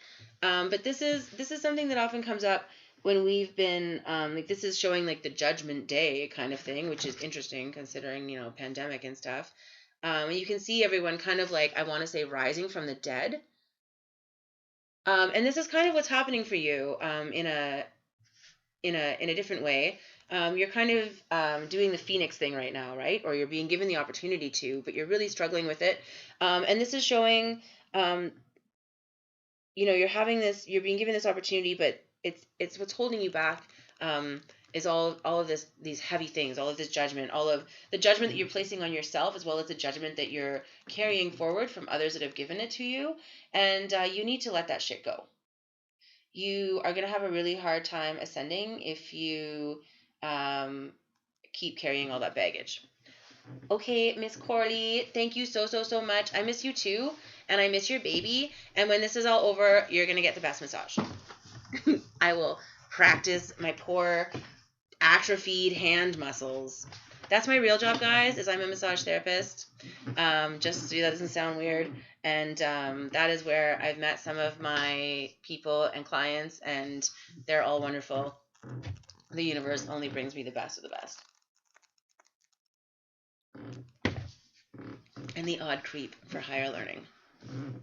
So sorry to go back to your cards here, Remedy. So this judgment is all about letting go of the weight of the judgment of others in order to continue moving forward for yourself. And that's going to be like a really hard thing for you because you're a Virgo. Also, you've got that Capricorn thing happening, I believe, and that's just going to be fun. But so what you really need to be focusing on right now is lightening your load. The path forward is upward, and it's really hard to go up when you're being weighed down. So it's difficult for Virgos because they always need proof. They need proof that they're making the right decision. They need proof that they're doing the right thing. They need proof that they're that there's going to be some payoff to this change. That they're doing the work for something. You need to do your research and make sure that you're getting the best deal. You got to read the reviews, and that's not really possible right now. This is really something you need to do on your emotional intelligence and on your the strength of your soul. And that's going to suck for you because you're a Virgo. But this is the time, and this is probably what you're being put in the corner for. This is what you're needing to examine further, is are all these judgments that you've been placing on yourselves and others, are they really useful and valuable still? Are they really true?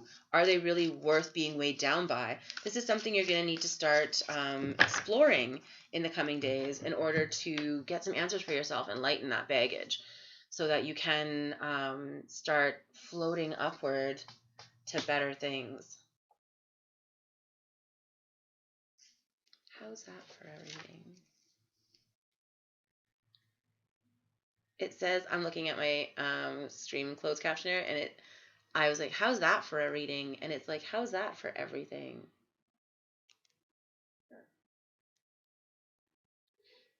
I think I talk too fast for the closed captioner.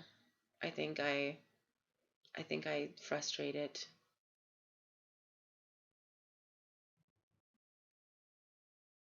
Frustrate it. I don't enunciate clearly. And yet when I do that, it works. All right, my darlings. I think I need a quick break.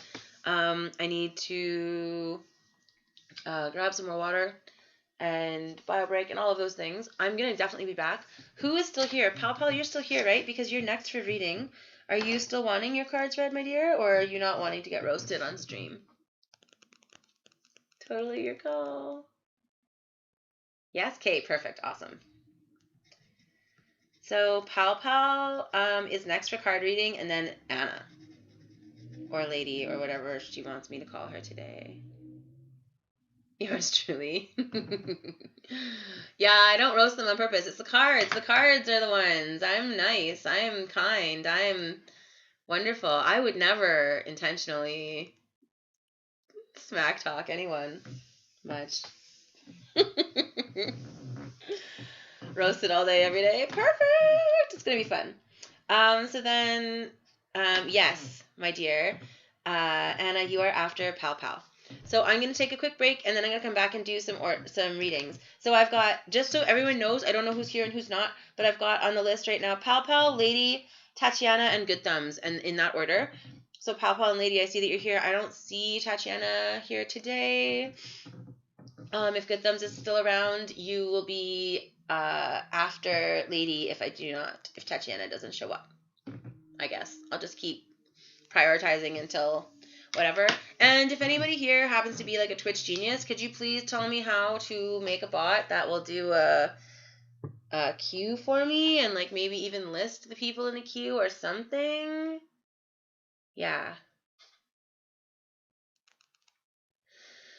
Oh, Remedy, I so feel you. Yeah, people are judgy bastards, and I really encourage you to just stand in your own power and just ignore them.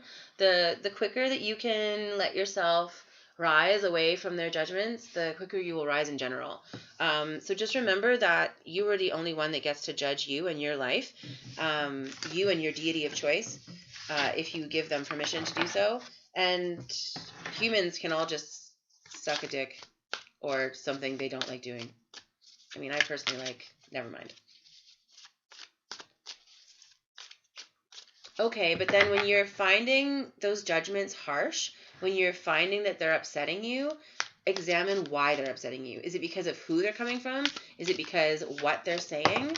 And find those triggers, find those deep triggers, and that's what you really need to be examining. Like, where are these things coming from, right? What? That's awesome. Thank you, Silver. I didn't know that Streamlabs did cues. I need to look into it more, obviously. I'm very sorry. It was only that I realized that I need a cue like yesterday. So I looked at the bot that I already have because I have DeepBot, but the commands felt really complicated. And I was just like, I don't know. I haven't done this in a long time. Maybe I will check out the Streamlabs bot again because I was kind of like, oh, no one's going to show up. I'm not going to need a bot. That didn't work.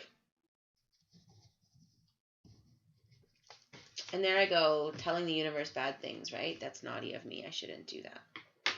So, yeah. Yeah, I know there are some, right? But I don't.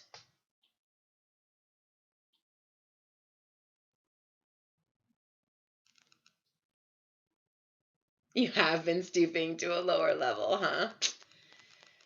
If you're not getting the love that you want and need, my dear, examine why you're not giving it to yourself.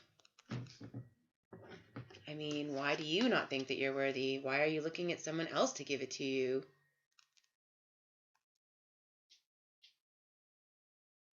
I love that this is the Nine of Wands in this deck.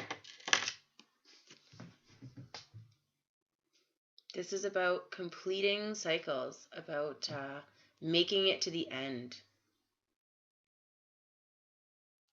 This is about the end of a spiritual path, and about acknowledging and understanding what we've learned so far, but also about moving forward, right? About taking our skills and arming ourselves with them so that we can push through whatever comes next to get to the end of this. Big push at the end, you know? Just talking of being reborn.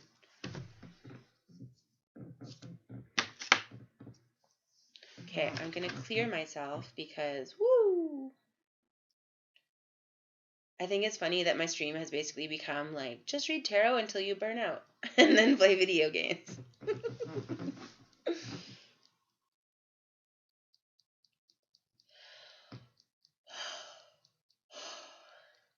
I'm not complaining. I like it. I like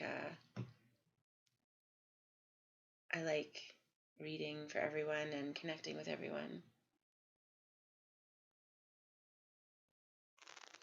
Your quarantine cuddles. You know what I've been doing for quarantine cuddles is I have resurrected all my teddy bears.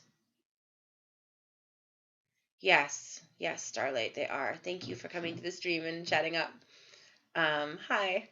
Yes, people are looking for connection. People are looking for direction. People are looking for a safe space, spiritually, in a place where it's safe to be themselves and to explore what all of that is right now, because that's what we're all being forced to do, right? And that's really why that's what I wanted to start this stream for before all this crazy stuff started happening. And that's how I got here. Is that my own business has been terminated by the coronavirus. And I was like, okay, time to launch all of my effort into this then, because I mean, where else am I going to go? And so this is what I'm just trying to have, this space, this safe space for everyone. I'm trying to have, a distraction, something good to focus on, tarot for guidance in the darkness, you know what I mean? And just somewhere that people can come and talk. No problem, Remedy. I'm glad that you liked it. I like that. It didn't occur to me that this would be a side effect of changing my username to A for unicorns. It didn't occur to me that people would call me uni or unicorn, but I am not complaining. I think it's great. I usually like my online name, like everyone used to always call me Skwyrl, and that's fine. Oh, look, guys. The moon. Look how beautiful she is.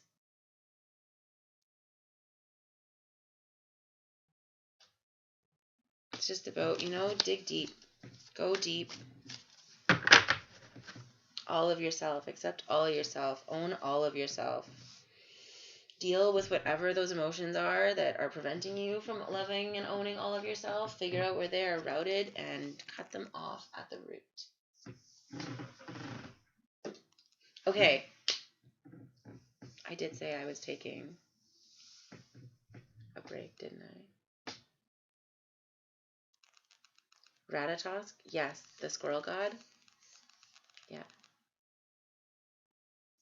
You got drawn in by the number 4? Oh, I totally understand. There's so many, there's so many good systems out there. I love numerology. It's so interesting. And just the way that we can see the patterns in the world. It's so interesting as I learn what I am and I learn about my abilities. When I was a kid, I used to always break words down, and I used to always do like math in my head and stuff, and to just see the connections and to see how things break down and how things come apart and how things build up, and it's so interesting once I learned about numerology later and how the way I feel about certain numbers is the way they are, and so it's just really interesting. And yeah, the 4s are great. I think it's they do have that stability, that good balanced feeling, right? I was saying that about the 8s too, right? The 8s divide out really well. They spread out really well. Of course, they're just 2 4s, so it makes sense, right? We've got twice the power, and yeah, that's so cool. Dominoes for divination. I have heard of that, but not tried it myself. There's so many amazing ways, right? For that stability. That's why a dozen is 12. Yeah, it divides perfectly. Yeah, right? And it's all about those divine numbers in a way. So, yeah, loving it. Okay, sorry. I'm really going to take a break. Oh my goodness, you guys got me distracted. Thank you, Starlight, and yours truly for following. Thank you, thank you, thank you. I see now. I wasn't paying attention. I apologize. I'm going to take my break. Oops, I keep going back and forth, don't I? Because I'm not used to having it like this. I'm going to be back in probably about 15 minutes. I just need to get my... You only wanted 10 eggs. Oh my gosh, have any of you guys seen the movie Father of the Bride, is it? And Steve Martin back in the day, and he like freaks out because like hot dogs come in like packs of 10 and buns come in packs of 12, and he doesn't want to have to pay the extra for the extra buns, so he starts taking all the buns out of the bag in the store because he's just losing his mind. I don't know, it's funny. Okay, I'm really going for a break now, and I will be back shortly, and we will do some more card reading. I'll be right back, really.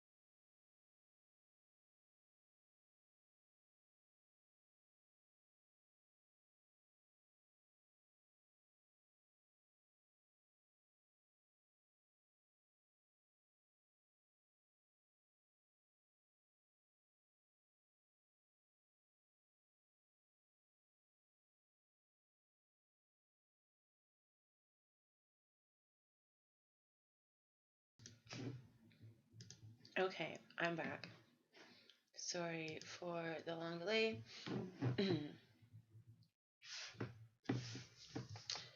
So we're doing a reading for Pal Pal next.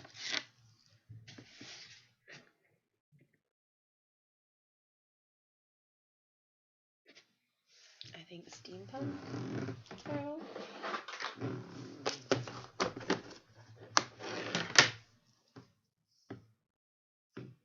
Yes, Steampunk Tarot.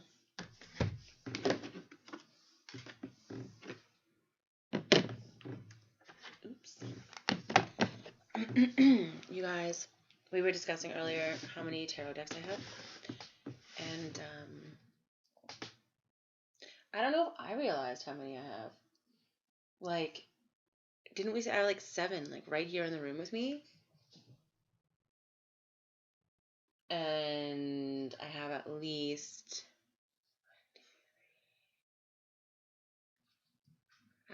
4 other decks somewhere. 5 other decks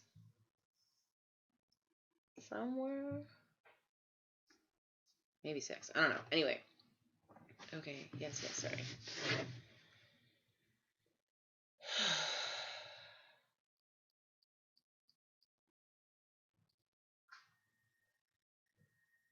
I always, someone was, as I said, oh, you're moving your hand. And I was like, well, the pendulum's moving my hand. It's hard to hold on to these things.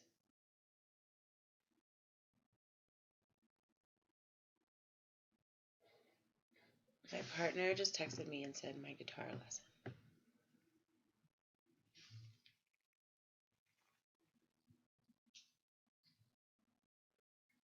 Oh, maybe he finally did it. For those of you who are not aware, oh, Pal Pal, good timing. I was just getting ready. For those of you who are not aware, Udemy is an online online course website or online academy, and I think they're still doing like a flash sale. If you sign up for the notifications, they do these sales fairly regularly, and you can take a Reiki course or a computer course or like a life coaching course or whatever you need to, all on this platform. And the courses are like $200, some of them, but then they get them on these crazy sales and they're like $13, and you can like become a Reiki master for $13. And I always recommend Reiki to people who are interested in energy and magical stuff and healing and things like that, because it's kind of like Energy Work 101. It's kind of like magic for muggles, if you'll excuse me for saying so. And I think it's really valuable in that way. I don't like the constraints. I don't like being boxed into any one type or remedy or like source, or you know what I mean. I don't like being locked in or being told there's only one option, or being told there's only one way. Everyone's way is valid. Sorry.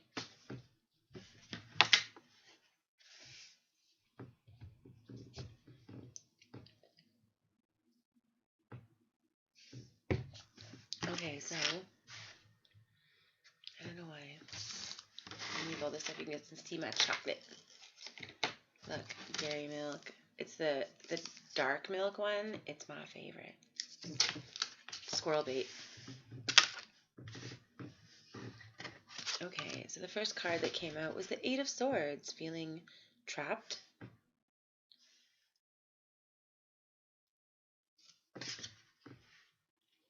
And the Knight of Swords. Guys, how many Knights of Swords? What did I tell you?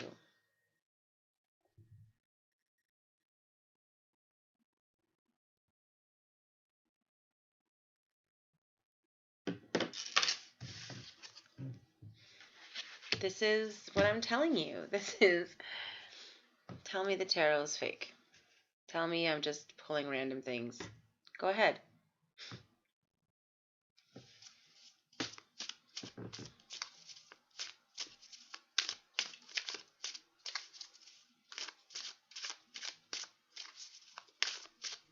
Oh, you want to talk about this first? Okay, cool. We can talk about this first. The tarot's like, I so dramatically lined all of that up. Come on, you're not even going to tell them what it means? Okay, sure. We can discuss it. So the Eight of Swords is the first card to come up. You probably recognize this has come up before in other readings. This card is all about being trapped by our ideas, trapped by our minds, and it's about realizing that we have the power to free ourselves. The Knight of Swords is next. This one always talks about things moving fast, and as you can see, this knight is not necessarily okay with that. That's a lot to handle all at once, and there's some hesitation happening. The next sword is the Three of Pentacles, and the Three of Pentacles is all about resources, like group resources. It's all about working together for resources, which is interesting because this is, again, these are all themes that have been coming up like lately, right? Like all the readings that I've been doing, these are things that are happening. And so it seems that there's this concern, right? There's this feeling of being trapped. Some of us are feeling more trapped than others, especially if we're staying home and being isolated. And there's this kind of defensiveness. A lot of us are not necessarily in a place where we're feeling safe, mentally or emotionally. Some of us are not in a physical place that we feel safe, or we don't feel like we can do what we need to do, or be our full selves, say what we need to say, depending on your situation. And so the Knight of Swords is, as you can see, there's all this movement happening, and they're not really sure which direction to go, and they're not really sure if they're okay with this. They feel like they're being pushed along. And so then the Three of Pentacles is about finding solace in the group, right? Finding a group, finding some support, and building something together. It's about supporting each other. It's super funny to me, guys. Can we just take 1 second?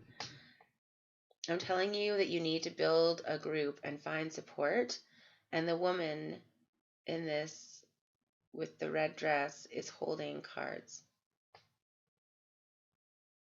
Can we just take a second? If that is not like an indication that you should listen to me, I don't know what is. And so it's about excuse me, it's about being part of that collective. Now there's this air of the Queen of Pentacles is up next, and this particular card has this air of it's like a very wealthy woman. Now the Queen of Pentacles is a woman who has managed her resources very well, a woman who has done quite well for herself, and is taking care of herself, or has been taking care of herself. The problem that this woman might be running into, or that this person might be running into, is that many of us have tended to focus on one single resource so far, and now we're finding ourselves that resource is lacking. For some of us, that's money. For some of us, that's support. For some of us, that's friendship, or companionship, or education. Or, I mean, there's a million different things that we might feel that we're lacking that could very well be a support.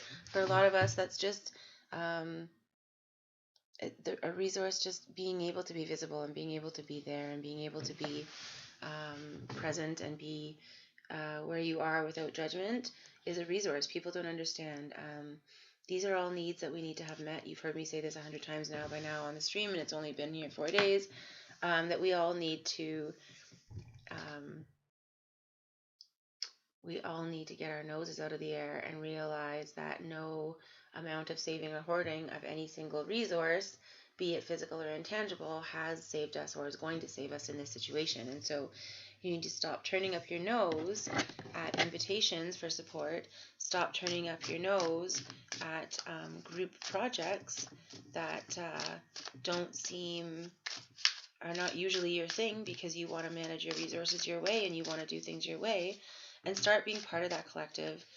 You probably have a lot more to bring to it than you think that you do, in ways that you don't realize yet, but also I think you'll get more out of it than you go into it looking for. And so there's this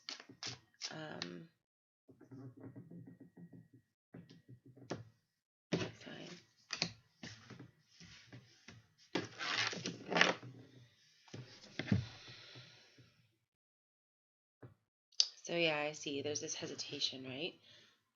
There's this hesitation about others, about lack of trust, about finding people that are not going to stab you in the back.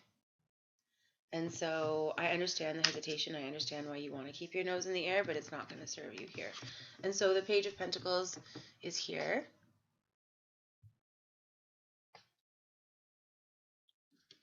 And reversed. It's interesting because this is supposed to be about new resources and new information about resources coming. The Page of Pentacles about new opportunities for resources, but it's upside down because there's emotional attachment here. There's emotional things being brought up by the pursuit of these new resources. And so you're struggling to figure out which way is up, so to speak, because you feel like you've kind of been thrown in the deep end and you're not really ready for this. You weren't really prepared to deal with other humans or to be part of a collective or any kind of group. You're very happy handling your own shit in your own corner, but it's not going to serve you in this place right now, and it's actually preventing you from moving upward. As you notice, when you turn this upside down, it becomes really obvious that this person is moving away from the light, right? It might seem like the wrong direction. Like when you hold it upright, it might seem that moving to the light in this picture, to the light part of this picture, is the wrong direction, right? But once you turn it upside down, you see that really you're struggling in the wrong direction. You're causing yourself harm, and you're actually swimming deeper into the darkness rather than toward the light, because you are panicking and struggling, and you can't see the light for all of your bubbles and all of your chaos. And so I understand that this Ten of Swords is here talking about that, like literally, look guys, it's like literally stabbed in the back. And you've been wounded, especially by the ideas of other people, by the expectations of other people, by the expectations that other people hold you to. And I understand why that's scary, and I understand why you don't necessarily want to be out there, and you don't necessarily want to put yourself out there, be part of a collective, because collectives are usually places that people hurt you. That's just that many more swords in your back. But you need to understand that there's a collective for you. There's a there's a place that's safe for you, and you need to find that safe place, and you need to find that safe support, and you need to find those safe resources so that you can get these swords taken out of your back, have these terrible ideas and expectations that people have burdened you with removed, so that you can get those off. And the only way to do that is to have people help you. You can't take a sword out of your own back. And so you really need to find that collective and find that community. You really need to lean into that energy right now, and stop being defensive. And it's interesting here, the Five of Swords is the next one. So this is all about people arming themselves, right? People, yes, we're all defensive. We're all arming ourselves. No one's good at asking for help. It's a skill. We have to practice. We have to learn. The Five of Pentacles, you can see the man with the red coat is not holding a sword because he has all the swords. He thinks he has all the power, but he's not holding one of them. Any of these people could turn their sword on him at any moment, and he would be defenseless, regardless of all the swords he holds. And so this is a reminder to all of us that one idea can disarm. One new idea, one sword. That's all we need. We just need one idea for us personally to hold on to defend ourselves with. They can have all the swords in the world, but if we have one to defend ourselves with, that's all that we need. And so it's It's unfortunate that you feel the need to defend yourself, and it's unfortunate that you feel the need to arm yourself. But find a way for yourself to feel armed and to feel confident, and then walk into those situations from that place rather than from a place of fear and expecting to be harmed. It's okay to go into the situation defensive, but go into the situation and go into it openly as you can. So the next one here is about the King of Pentacles, and this is all about having the resources we need and having that comfort. And so this is that encouragement for you at the end here, that you need to take these steps. You need to do this because this is part of the long game. It's not enough to manage your resources. It's not enough to hoard your resources. You need to take action now, and you need to be part of that collective in order for the greater good, or for your own greater good, in order for that long game, in order for the resources to be there when you need them to be there. This is really a time, and if you're not comfortable asking for help, don't ask for help. I say to my girlfriend all the time, ask for support. Most of us, we only need to ask for help when we have failed to seek support. And so what I say is that asking for support is asking when you can still fix things yourself. Asking for somebody to pass you a hammer is different than asking someone to buy you like a whole new house because you didn't take care of your shit. So this is a reminder to those that are a little type A or that don't like asking for help for other reasons, that have been hurt by asking for help or feel that they have been. You have to, a couple things about help. If you wait until you're in a position where you need help, you don't have a choice where it comes from, and you don't have a choice of what conditions it comes with. If you ask for support first, from other sources, more trusted sources, not only is there usually less required for you to be asking, so it's easier to get it from somewhere else, but then you're not setting yourself up for failure by putting yourself in a position where there's a power differential with an institution or a person that you're not liking. And so this really is about playing that long game. You're obviously a person that likes to be very careful with their resources and careful with their with themselves. And I understand that, and I totally understand that on lots of levels. And that's a very intelligent way to be. But you also need to realize that right now, in order to get through this and in order to be successful in the future and in order to have what you need at the end of all of this, whenever that is and whatever that looks like, you're going to need to make those moves and be part of that collective. If you don't want to feel like a charity case, and if you don't want to feel like people are doing things for you, then do stuff for other people. It doesn't have to be. And you know what? I keep saying on this stream right now, guys, what we all need to be doing is being our best self, being our best person, so that we can help other people. Maybe you're going to be the person that needs the help today, but you're going to be the one changing something or helping someone or fixing something at the end of this or at the middle of this. We don't know how this is going to pan out yet. Maybe you have skills that you've been neglecting that are very useful and valuable to the world right now that you don't even realize. And so it's very important for each of us to be owning that and to be living up to our own expectations of ourselves, and to be really fully standing in our power, each individually, so that the whole world will have more power as a whole. That's what we're going to need to get through this, is we're going to need that collective power. But just remember, there's so many people that I know, and they want to be the one to give the help all the time. They don't want to ask for help, and if somebody needs them for anything, they want to be able to do it.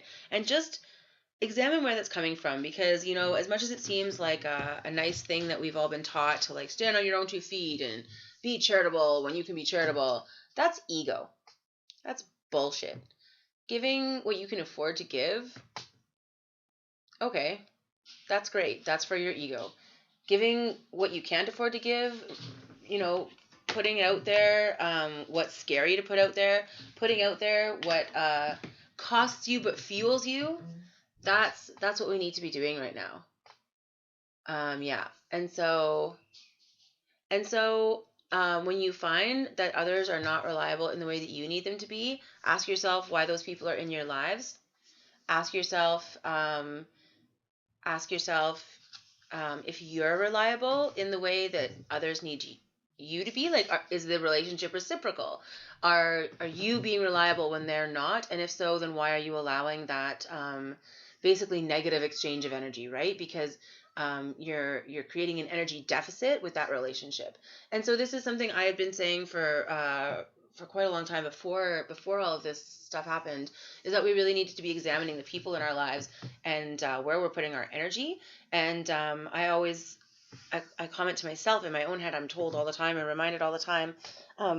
If you ask most people to write a list of what their priorities are, you know, they'll put, oh, family, love, acceptance, equality for everyone having food on the table or whatever, right? People will put their idealistic, what makes them feel like a good person list. And then when you look at their work week and you look at your own personal calendar, challenge yourself. Write your list of priorities and then challenge yourself to look at your calendar and count how many hours a week you spend on everything. When you do that, if family was the top of your list, tell me if you spent 40 hours a week this week on your family. Bet you didn't. Most of us, we have been, whether consciously, verbally, or not, prioritizing money. Period. Straight up and simple. Work is the be-all, end-all. Excuse me. Unless you're sick or some other calamity, you must go to work at all costs, at all ends, no matter what. Nothing's an excuse to not be at work, and it's biting us in the ass. This we have these like surface priorities, these projected priorities, but we don't have real priorities. Our real priorities are exhibited in what we do with our lives, and I think each of us knows what they're doing with their life.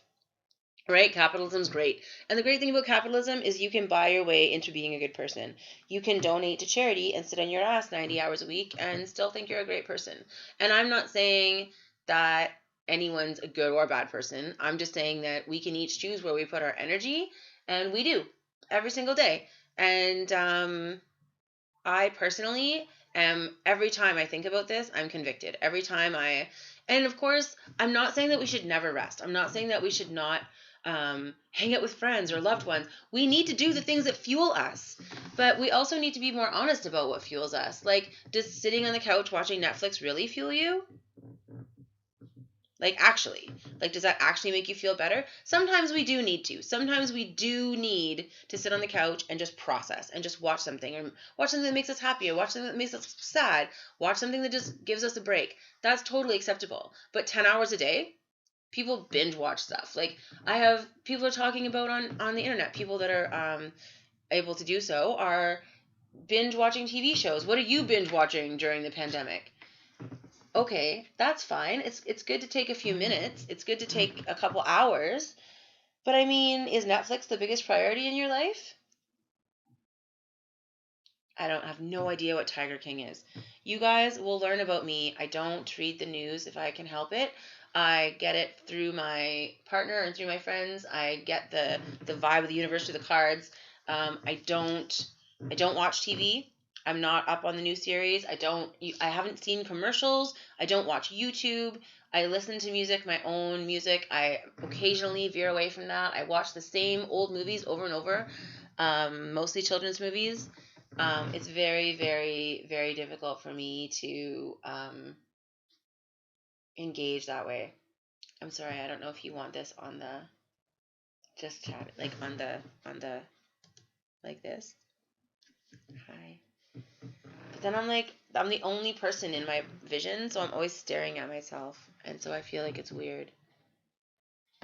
Yeah, so I have like the movies that I watch, like honestly lots of kids movies and Disney movies that are very lighthearted. As an empath, it's very common for empaths, if you have a friend or a loved one who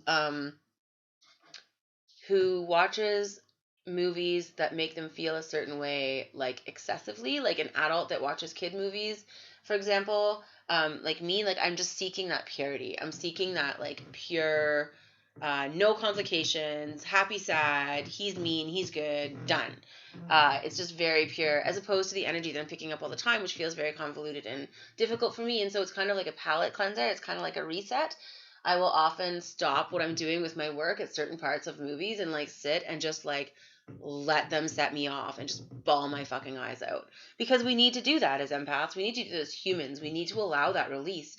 And if we allow ourselves those healthy releases, we'll be way more functional.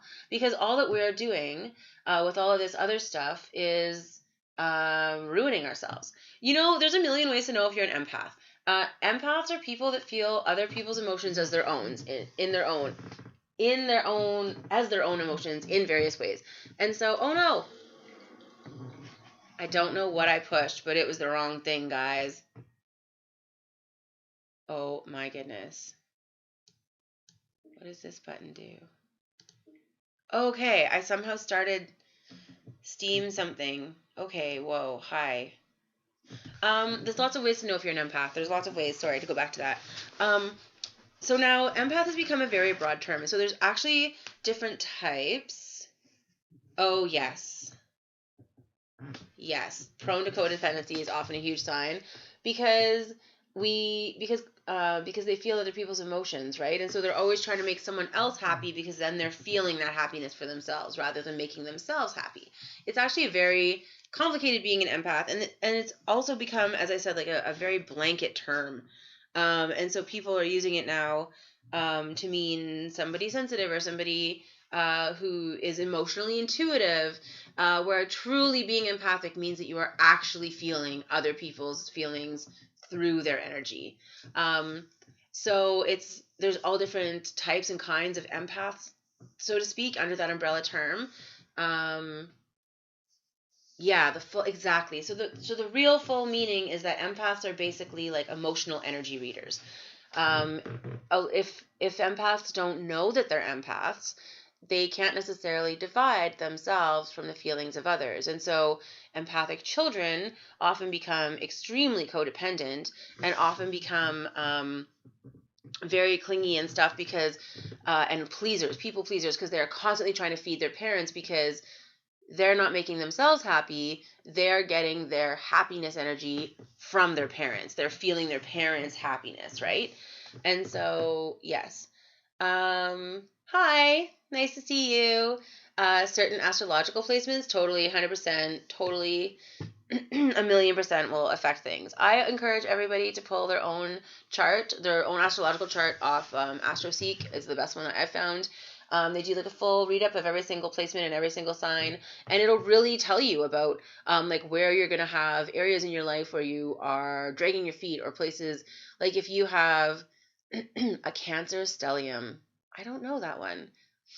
You will have to explain that one to me. Cancer is unfortunately a pretty slow moving thing in general. So often, whatever planets, wherever we have Cancer and those kinds of signs is definitely more like a slower moving thing where we often find ourselves dragging our feet. It's pretty interesting. We were talking about astrology earlier, and it is 4 planets in Cancer in the 7th house. Now that's interesting that you're talking about the 7th house, because just earlier today I was thinking, I need to go back and I need to look at the houses. I need to figure out. I need like I haven't paid a ton of attention to the houses yet, because I dabble in a million different things, and so this is a good question. So let me quickly look this up, because now I'm like, of course it would come up when I was just thinking about this. So first house, here we go. 7th house, relationships, marriage, contracts, business partners, equality, sharing, and interpersonal style. Oh my God. That's where you have 4 Cancers? Is that true? That stinks. I hope I'm understanding that right.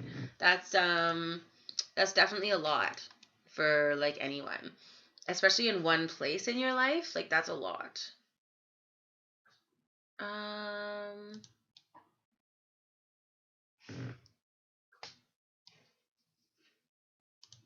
I'm saving this picture for myself because it's such a great cheat sheet. Yeah, exactly. There are so many different aspects, and this is where, like, unless you're an astrologist, you can't possibly know like every single thing. I don't pretend to know every single thing. I know generic stuff about the signs, and I know about the different planets, and I know a little bit, but I like I said, I'm a dabbler. I dabble in all kinds of different things, and astrology is just one of them. I did start researching it very young, and so I've dabbled enough that I have a fairly decent knowledge base at this point. Um, but yeah, I'm not up on like what every single house is and stuff. Although, like I said, I've just been getting the urge to dabble further in that. The other thing I've been really thinking about lately, I'm sorry guys, I have to eat chocolate for some reason. I'm just like desperate to put this chocolate in my mouth. It's like terrible. The other thing lately that I keep thinking about is meditation. And I keep having these pushes from spirit to do like guided meditations for you guys and on YouTube and stuff.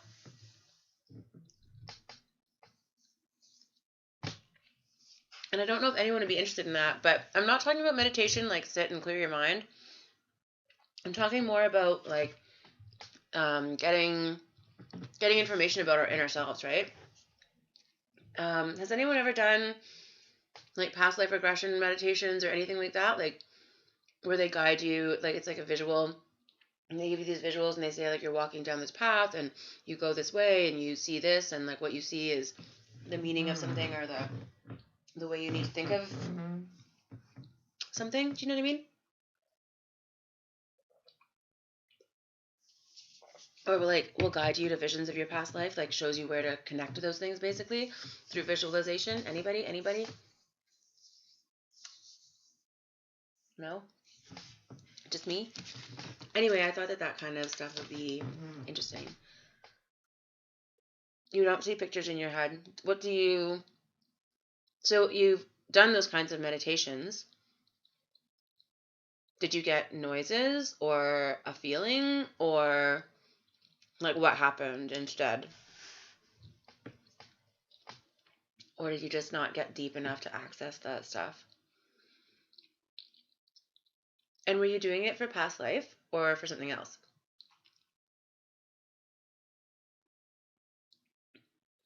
I desperately hope you guys can't hear me chewing. Oh, can I call you Sam? Is that okay? Welcome to the stream. Did you go to like a practitioner, or did you like how did you do it? Mm-hmm. So then it's working through those blocks, right?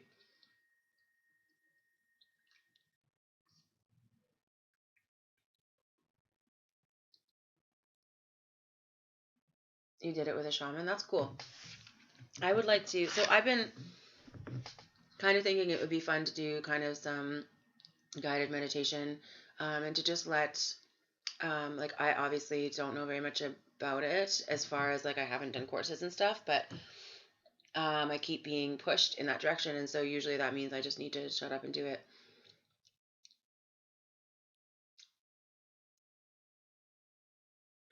I understand that. I think there's a real um, there's a real skill to making it accessible for everyone. Hi, hi Freya. It's nice to see you. I wonder if that's Amy. Where is Circles of Wisdom? Where are you in like where are you in the world?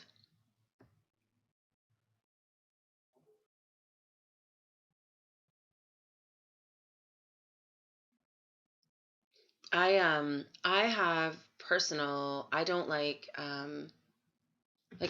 being out of control. I'm not interested in being hypnotized myself. I don't like the idea of other people knowing stuff about me before I do, and I'm uncomfortable in those states, but I think that it's a fascinating practice, and I think that everyone that's comfortable with it should try it. And I think that I think it must be very challenging to be a really good hypnotist. Methuen? I don't know how to pronounce it. I'm sorry. Methuen? I am in Canada and I don't own a passport. And even if I did, apparently our borders are going to be defended now. I'm scared. So, when all of this is over, we can be bigger jerks to each other. That'll be fun.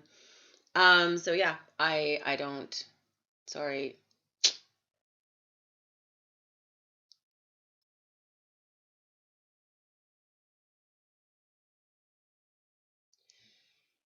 I, who else? Pal Pal. I did Pal Pal's reading. Is Anna? Anna's here.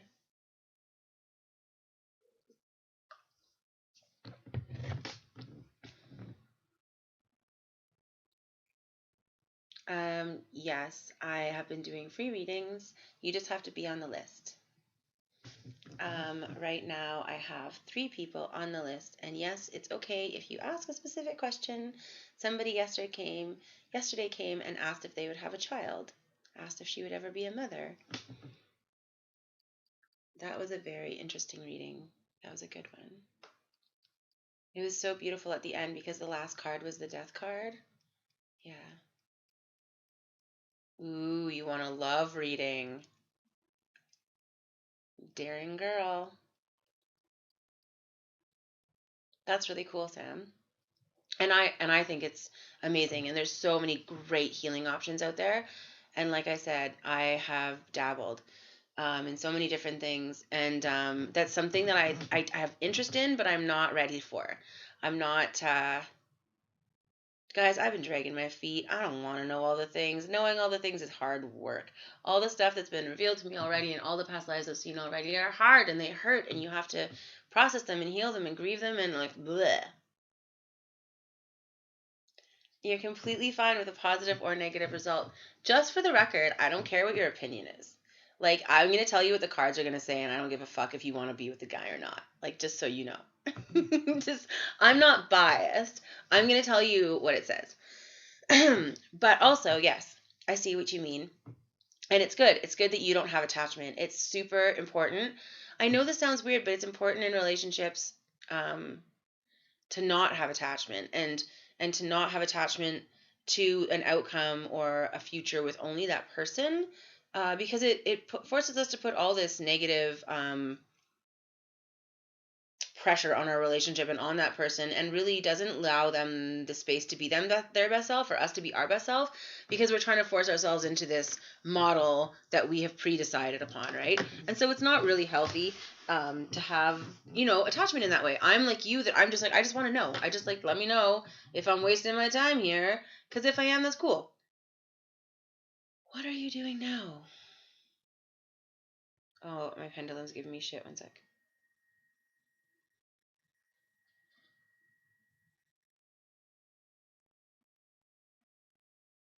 Ulrich is a heavy pendulum. He's metal, and I have a crystal in him, and he actually spins so hard that I get like calluses on my fingers.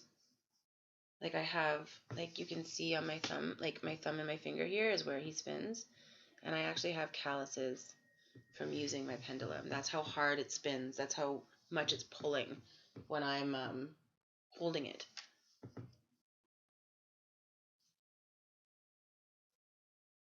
Right, exactly. The past life downloads are really challenging, and I don't have like a problem with them at the best of time. Um, but yeah, I mean, like I'm not, I won't actively avoid them. When they come in, I'll take them, but I'm also not going to go seek them right now. Like my life has been a lot in the real world. I don't necessarily need to go dabbling in that shit. Now, with that said, I did do kind of a ritual for myself last summer, and it was all about combining all of myself into one, and accepting all of the selves that I've been and all of the things that I've been, and welcoming those energies and those lessons and those all the knowledge from those lifetimes. And so there has been some assimilation happening there, and it's been very, very interesting. It still kind of feels because there's still these divisions between all these different women that I've been and all these different people that I've been, and so it still kind of feels like I'm becoming one. Like it's still not. I'm still not sure whose voice is supposed to be the loudest. You know. Which voice will be the final voice?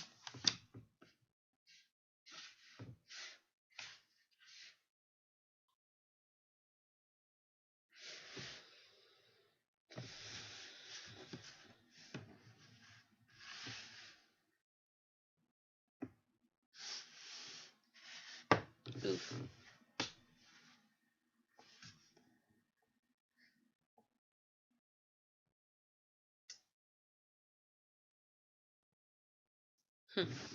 So again, we're seeing like a lot of similar things, right? Like we're seeing a lot of similar cards coming up. Everyone's doing their own thing right now.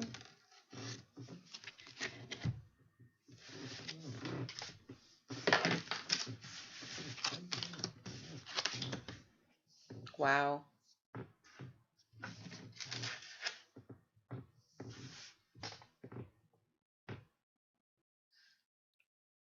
Some interesting cards. Just one sec. I want to make sure I got them all right, got them all good. I always ask, like, I don't know why I always start back at the beginning.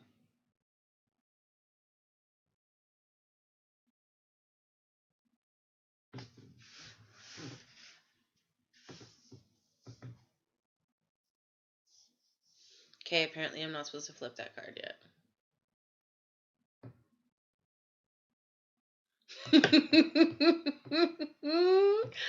Your cards are like, yeah, but did you do the work? Yeah, but did you do the work? Yeah, but like, did you do what we told you? Yeah, like, okay, yeah, your boyfriend, but like, dude, what are you doing?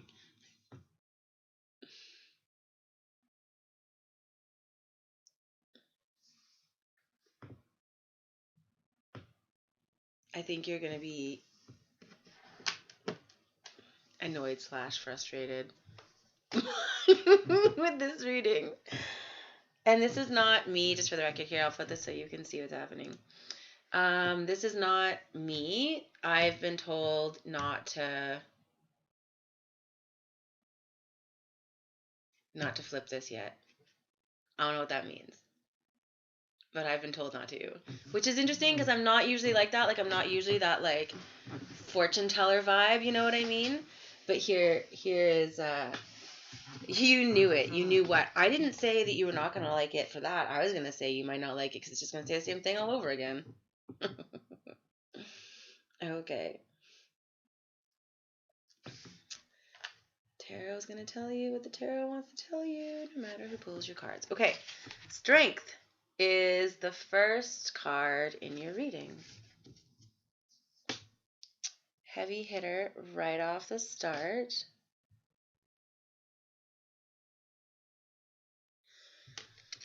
And so there's this idea that strength isn't always in the ferocity, right? You can see it in this card, and I'll hold it up again. It's not the lion that's being strong, it's the woman, right? And in some ways, these two kinds of strength are connected. You can see by the infinity symbol at the top, there is this connection. There is power in being able to withstand great things at once, giant things at once, but there's also power in being able to withstand for a long time and to show that perseverance and to stay when others haven't or don't. The Two of Wands shows that you're having this question. Again, the Two of Wands. We're all facing this right now, right? We're all in different ways coming to this this dividing of paths, and we're all wondering which way to go. You can see this person is having a hard time deciding which way to go. You can see he's holding his mechanical world very tightly and is having difficulty letting go of something, letting go of some idea or ideal, and this is what's preventing them from moving forward clearly right now, right? Which is, I mean, this is what you've communicated. The Four of Pentacles talks about you've already put so many resources in. These are the things that you're stressing about. You've already put so many resources into the relationship. You already feel that you've shored up in this relationship, you've already put so much into it. You've already done so much. Should you continue putting more in? Should you continue putting more resources into this relationship, or should you cut your losses? And that's a fair question, right? All of us need to ask ourselves about all of our relationships in our lives right now. Is this energy going somewhere positive? And am I getting this amount of energy back? It's a shitty thing to say. I don't mean to turn humans into math questions, but we get more out of people than we always admit. Like, we talk about, like, oh, well, does he do this for me or does he do that for me? Well, okay, but like, the energy that you're getting, are you getting back? Like, sometimes we're getting that energy back in negative ways. Sometimes we're getting, we're creating ourselves a deficit. We're creating energy debt for ourselves by being with other people or being in certain relationships, and we need to be willing to acknowledge that instead of continuing to throw those same resources in. And so I understand how this excuse me, how this question comes about, right? I understand the influence that's happening here. So the next two are interesting here because it's the Page of Swords and the Page of Cups. And so they came out together, pretty much together, or came up side by side.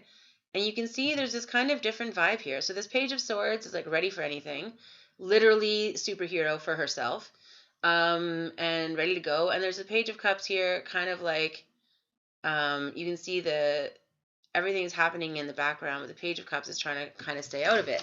And so this is some very conflicting stuff. This is kind of, you can see there's these two new opportunities in these two new ways. And it's interesting because the pages are all about new things. The pages are all about bringing new things in our lives. Swords are about ideas, as we've discussed before. And so it's very much about, like, you can see that she's like literally standing in front of an airship, about all these ideas, right? Air and ideas.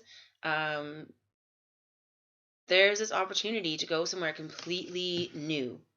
There's this opportunity to have a completely new experience, mentally and also emotionally. That's the Page of Cups. You can see how relaxed she is in a way. She, in fact, looks a little bit smug in her choices, a little bit pleased with herself. And so these are, you can see again the airship in the background, and you can see this vehicle of change is happening to bring about these new emotions, this new emotional opportunities. And so it's interesting to see so much fresh stuff coming here, and now Justice. So this is again very, very interesting because it's kind of cutting through the shit. I love that about the major arcana. Is like the first card is like strength. It's like this endurance. Are you supposed to show strength by staying, or are you supposed to show strength by going? And it's difficult because everyone outside of your situation will have a different opinion on what strength is. But you need to know what your strength is. And this is where you're going, right? And so so I totally see where you're coming from. And so the Justice is all about that balance and about the scales. You can see she's literally putting memories on one side. Look, she's putting memories on one side and jewels on the other. Pictures and memories. She's weighing her past against her future. And that's where you're coming up. And so the thing about the Justice card, this is like the major theme here, right? The thing about the Justice card is, are you treating yourself fairly? I always say that the golden rule is supposed to be a two-way street. And so there's this expectation that we treat others the way we would want to be treated, but we never hold anyone else to their half of that expectation.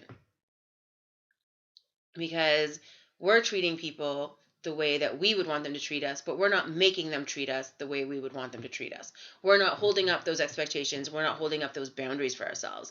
And so we are being mistreated by ourselves by our putting up with shit, basically. And so you need to ask yourself at this point, if you're being treated unfairly, why are you allowing that? Why do you think that you're not worthy of justice? Why do you think that you are worth less than this other person. Why is this imbalance happening? And so this is like something that you struggle with. This is not just in this relationship. This is in general in your life. That's why it's coming up as a major arcana, is this balance between the importance of others and keeping others happy and yourself, right? And so, or like what's going to be best for you. And I think that you know what's best for you. I think that you know what's best for you. And I think that you're afraid to do it one way or the other because of judgment from others. But you need to understand, but you're the only one that can bring you justice in this situation. You're the only one that can balance those scales. Yes, I understand. And it's, but you, again, like, this is one of those things in life that is a cycle, that the universe brings you cycles to bring you to the same place over and over again because you're not learning what you need to learn. You're not getting it. And so you need to understand that you are equal to other humans. You are worth just as much. You are just as important. Your happiness is just as important. And to you, you're worth more than all the other humans, because none of us can take care of anyone else unless we're taking care of ourselves. None of us can continue existing if we're not feeding ourselves, if we're not caring for our own body. It is literally a necessity for us to care for ourselves, and yet we don't. We put other people's needs ahead of our own, and we lie to ourselves and say that we're being selfish or whatever, and then we complain about not being treated fairly. Well, you know what, sweetheart? You're not treating yourself fairly, and if you want the world and the universe to treat you fairly, then you better start. And so I can understand why your deck is giving you all of these things about self-esteem lately, because this is what the big issue is for you. It's not that you need to improve your self-esteem. It's that you need to realize what the problem is. And the problem is that you're not holding yourself in as high regard as you are holding others. And you're making your decisions from a place of self-disempowerment. So instead of making your decision from a place of disempowerment, because no matter what decision you make from that place, it's going to be the wrong decision, empower yourself. Power yourself, find your inner strength, find your inner energy, find the things that fuel you, and then make a decision from there. Don't make a decision from a wounded place. Don't make a decision from a hurt place. Don't make a decision from a traumatized place where you are trained to think of yourself as less and trained to think of the happiness of others first. Make your decision from a place of self-power. And no wonder your cards keep telling you to find that power, right? And so here's the last card. Here's the big card. It's supposed to tell me, I guess, if I can flip it now, apparently. And so the last card is the Knight of Swords. Fucking Knight of Swords. And the Knight of Swords, we're all seeing it. Forward movement, forward movement, forward movement. And yeah, you're feeling defensive about it. And yeah, you're feeling scared about it. And yeah, you're feeling like all this shit is coming at you fast. But you know what? It's gonna happen whether you want it to happen or not, right? We've talked about this already on the stream. The Knight of Swords is coming for everyone, and it's like, it's coming whether you want it to or not. And so make your decisions. Make your decisions. Get your sword. Find that idea that's working for you. Find that focal point, and arm yourself, so to speak. Make sure that you are not disrespecting your own boundaries or allowing others to disrespect your boundaries. But you know what, to do that, you need to know what your boundaries are. And most of us, if you're a people pleaser, especially a lot of us women, we I shouldn't say, I don't really consider myself a woman, but everyone else considers me a woman, so you know what I mean. A lot of those of us that are considered female by society, we are put in this position all the time, over and over, where we are like bitches if we put our own needs first and we're not caring for ourselves, or like if we care for ourselves, we're jerks because we're not taking care of everyone else.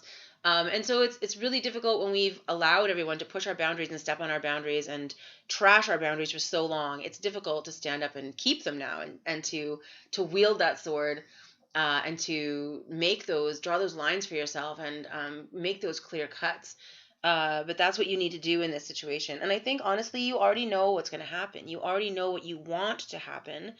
Maybe you don't know what's going to happen, but you know where you're going. You know what you want. You know what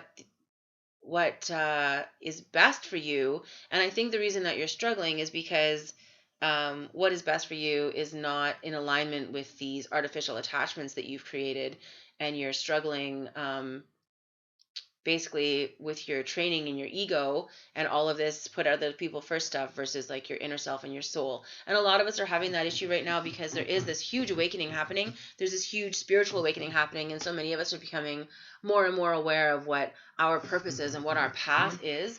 As I said, we get clarity in chaos, and what the fuck would you call a global pandemic if not chaos? And so this is coming up in different ways for different people, and this is all about that clarity and about allowing that for yourself, taking that moment to sit in the rubble and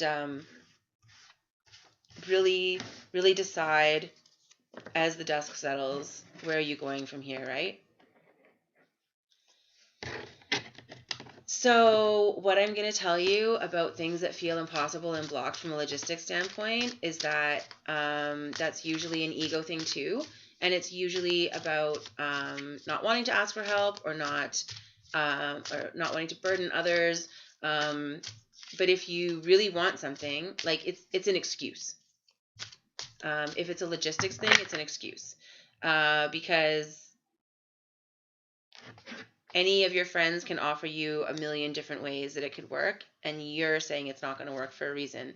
So figure out why you're using logistics as a reason.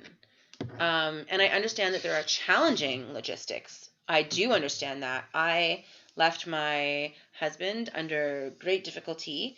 But you know what? At the end of it, when I really decided I needed to, and I was really ready to do that, and I did. I reached out for help that I didn't want to reach out for. And I reached out and I swallowed my pride and I asked for what I needed. And the universe brought it to me as the Two of Swords. And so, don't lie to yourself. You'll see the moon more clearly. You'll see yourself more clearly with the blindfold off.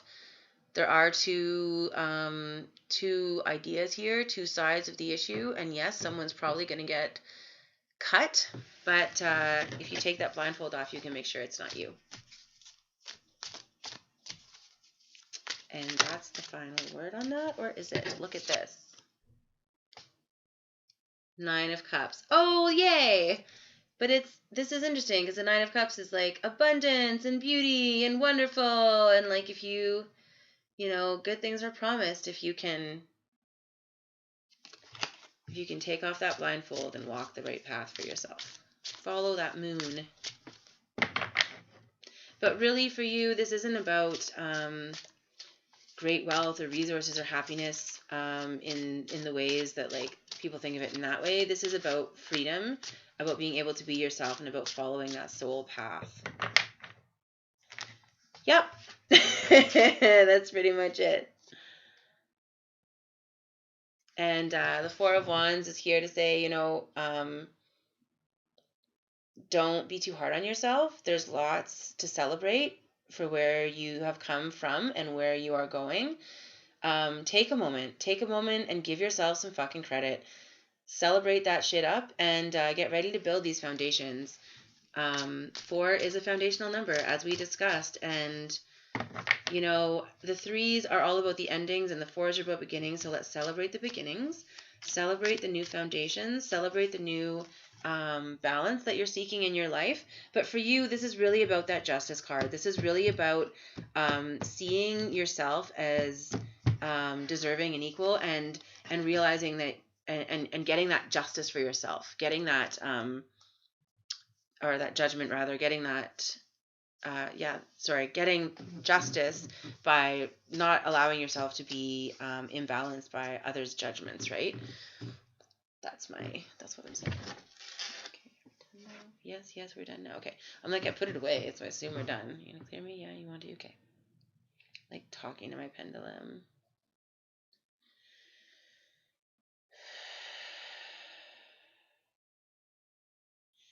So yeah, just finally seeking that for yourself, right? Yeah, my pleasure. Anytime. I love how individual the readings are.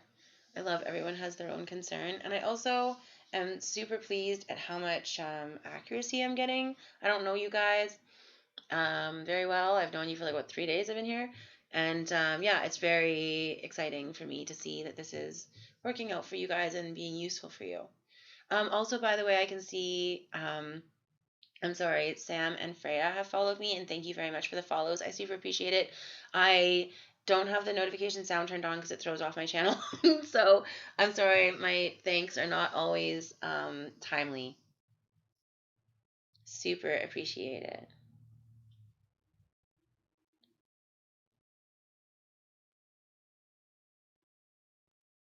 Can you join the queue? For sure.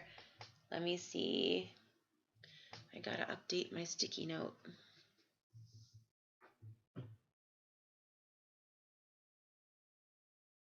Huh, really? So weird. I know what though? Sometimes we're too close to the problem and we need someone else. I had a really good friend today text me this morning and she's like, "Oh, I pulled cards for myself and help." And I'm like, "Okay, send me." So she sent me this big picture and she's like, "It's such a terrible reading." And I'm like, "No, there's so much strength and positivity and like usefulness here. There's so many good things." And she's like, "What? Where?" I'm like, "Oh my God. No wonder you needed me to do this for you." I'm exaggerating ever so slightly. You can just see my jammies. Don't judge my jammies.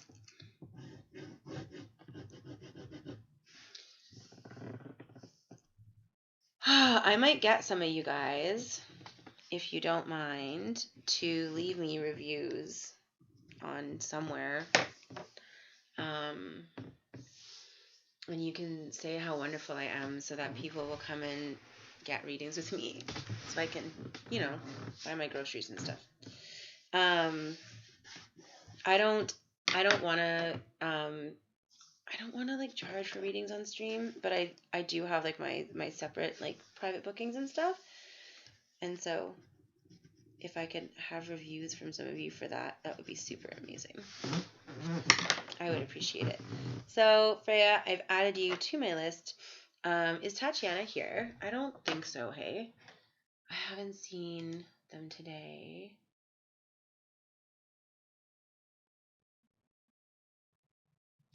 But that's okay. I'll leave her on the list for whenever.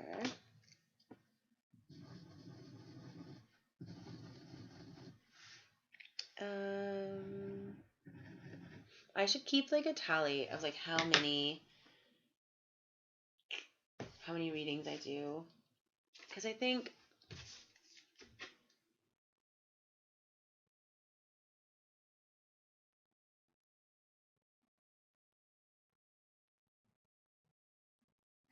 is Good Thumb still here? Did I do a reading for you already? Because I have you on another list and I'm confused now.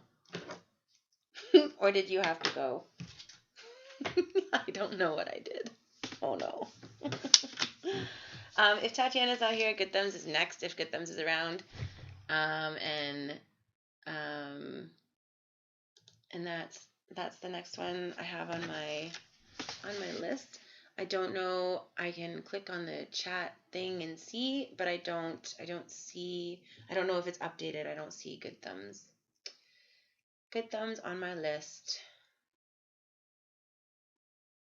Aw, Anna, thank you, sweetheart. You didn't need to tip me. I super appreciate that, though. So much. You don't even know. I was so frustrated with my partner. I'm so pleased with my stream, and I'm so pleased that things are going well and that you guys are coming and hanging with me while I stream. And I'm just so grateful. I mean, this is only a few days in, and already I'm having you guys show up more than once, which is, I mean, way more than I could ever ask as basically a brand new streamer. And to get tips at all is like, oh my God, ridiculously amazing. Just that people value what I'm doing enough to contribute any amount of money at all is just like, thank you. Thank you. And it just frustrates me because my first day of streaming, I was so excited, or I think it was my first or second day, and like a bunch of my old streaming buddies came and a bunch of people got readings, and I was so pumped. I was like, I did so many readings. And he's like, yeah, how many did you get paid for? Really? I hope he's not watching right now because he'll be mad that I said that. But you know what? If you don't want to be called on it, don't say it. But I called him on it anyway. And I was like, babe, you can't, like, it's not about that. Like, for starters, that's not what my channel is for. Like, that's not why I'm streaming. I'm streaming to create a safe space and to, yes, showcase my abilities, totally, but I'm not thinking I'm going to get rich at this. You know what I mean? And he just doesn't, I don't know. I just felt very misunderstood, and I felt like he was kind of taking the wind out of my sails, you know? Because I was like, people came and loved what I did, and got insight and worth and clarity out of what I was able to tell them from the tarot, and that's worth more to me than money. Like, that's why I'm here. You know what I'm saying? So, boys. So I do not see a good thumbs. No good thumbs. So Freya, that means you're up for a reading. Are you still here, Freya? But actually, if you guys don't mind, I know I took a break not that long ago, but can I take another quick break? Like 10 minutes max, let the cat out and stuff. Are you going to lose your job is your question. Okay. We can definitely explore that for you. Joni, hi. It's nice to see you. Good evening. I am sorry that you propped up just as I'm about to take a break. Only for about 10 minutes. I just drank too much water while I was reading, and I just need to be right back. I'm doing readings for everyone today, or I mean, that's what I usually am doing. And so Freya is next on my list, and we'll be doing a reading for Freya. Anna, you're not exhausting. And then if you'd like to get on the list, Joni, we can add you to the list and you can have a reading after Freya if you're interested. If not, no problem. Feel free to stick around. I promise I'll be back in just a few minutes. So I'm gonna do that stuff and I'll be right back, guys.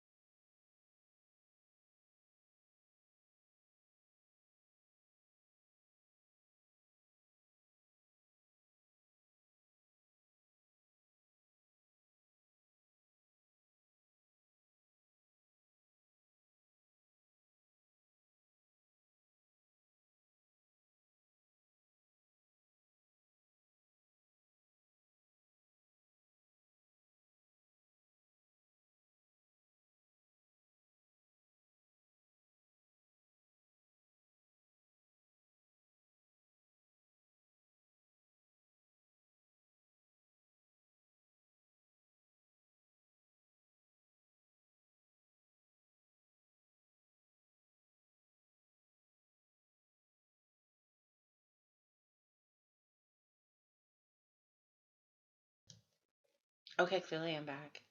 I was using the studio mode on OBS, and so I was like doing like the transitions and stuff, and I was like, okay, I can like see what I'm doing. Could you guys see me changing the VRB screen? I'm like, why am I still using those pictures? That's dumb. I'm so clever. So yes, sorry, clearing off my desk, keeping my list. Is Freya still around? And if not, I can wait. I'm sure people wander off when the streamers take breaks, you know? I know how it is. Hi, Remedy. How you doing? You're playing CSGO. Do you want me to wait? Oh, you just want to hear it? That's fine. You don't have to, like, watch. Are you ready, though?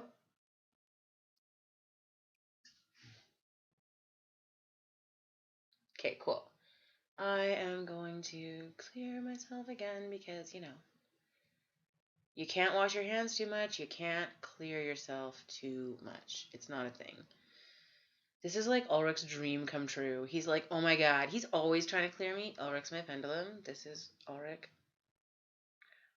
He is always trying to clear me. And thank you for checking back in. And this is like his dream that I'm like, yeah, okay, here, you can like wash me 20 times a day. Go for it. Have at her.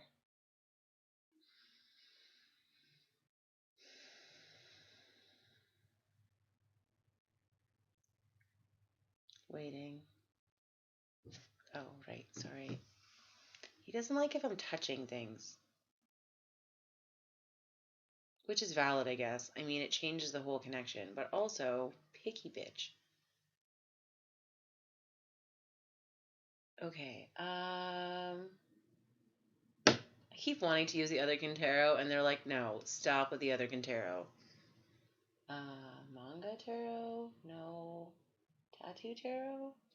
Yay, tattoo tarot! Okay.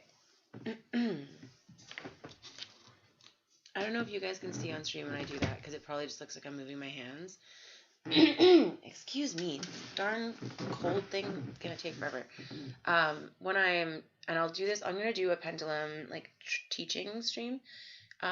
This is he likes to be used with the right hand, held a certain distance from the end of the bauble, not having the bauble dangle, and then when you're not using him, he wants to be like here in my left hand and like wrapped securely so that he can't fall or go anywhere.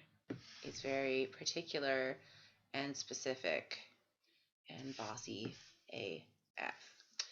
And then he's like, I want to be there. And I'm like, but I can't shuffle decks when we've been doing like this. And we know that. And like, we've discussed that. But he is not listening to me. Sorry, I can see myself and I have like a fuzzy on my head. And it's driving me crazy. Lots of bottom of the deck stuff today, which is interesting. Oh my god, what is with you guys and the 8 of Swords? One more person gets the 8 of Swords today. I'm done.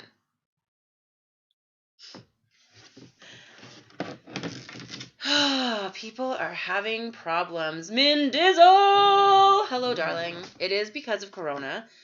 Yes, Corona is the physical manifestation of all of the things that are happening right now. But also, it's also not because of Corona. It's also because this is where we are astrologically, and this is where we are as a planet. In some ways, Corona is because of this, right? Is because of these big shifts that are happening in each of us. And of course, when the entire collective needs to shift something or change something, this is where we end up, right? In these crazy, in pandemics, in wars and things like this. This is how big shifts happen because the collective is ready for a big shift. Now, we don't always like the way that it comes. We don't get to pick that. But yeah. Mindizzle, I believe you wanted, yes, the Saturn and Aquarius. This is exactly what I was talking about. I actually started talking about this in in my new, around New Year's, like Lunar New Year's. I started telling everyone that Saturn and Aquarius is going to be a big freaking deal, and we're going to see this huge shift where people need to stop looking at resources as only money. Anyone that's been here for the last couple of days is like, shut up. And everyone else is,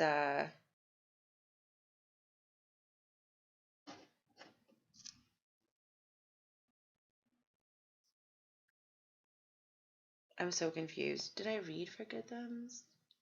I don't think so. Anyway. Sorry.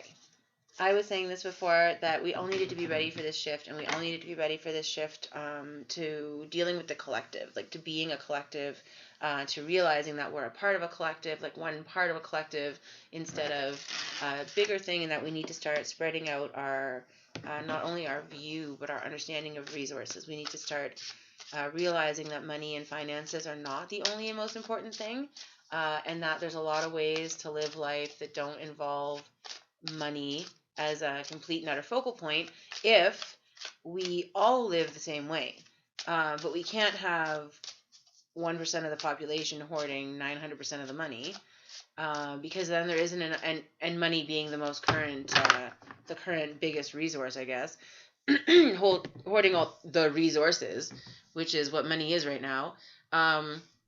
We can't have one part of the population doing that, because it's literally disabling everybody else. And so this is what we're running ourselves into, right? So you're right, to some degree. That is why we're seeing this over and over again. The Eight of Swords. Everyone is feeling trapped. Everyone is feeling stuck. Oh, that's what I was doing.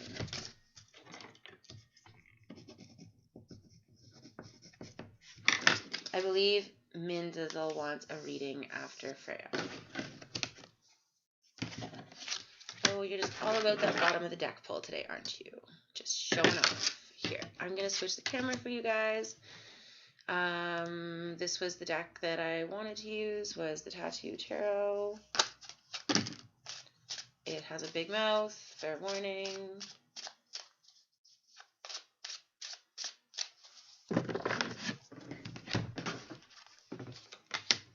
Bossy pants. It's so interesting to see, like, literally, I've done so many readings on stream the last few days, and so many of them are talking about the same things. And so you had a question about whether or not you were going to lose your job, right, Freya? That was the big purpose of your reading. That was your big focus, right? Yes, okay. Just want to make sure I got that right. Oh, sorry.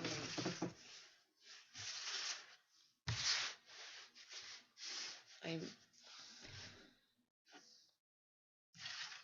being rearranged.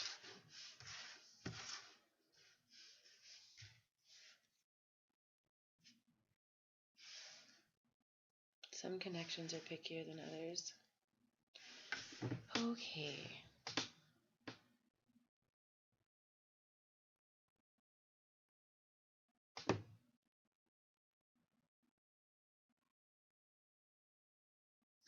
Just making sure I've got everything right and in the right place.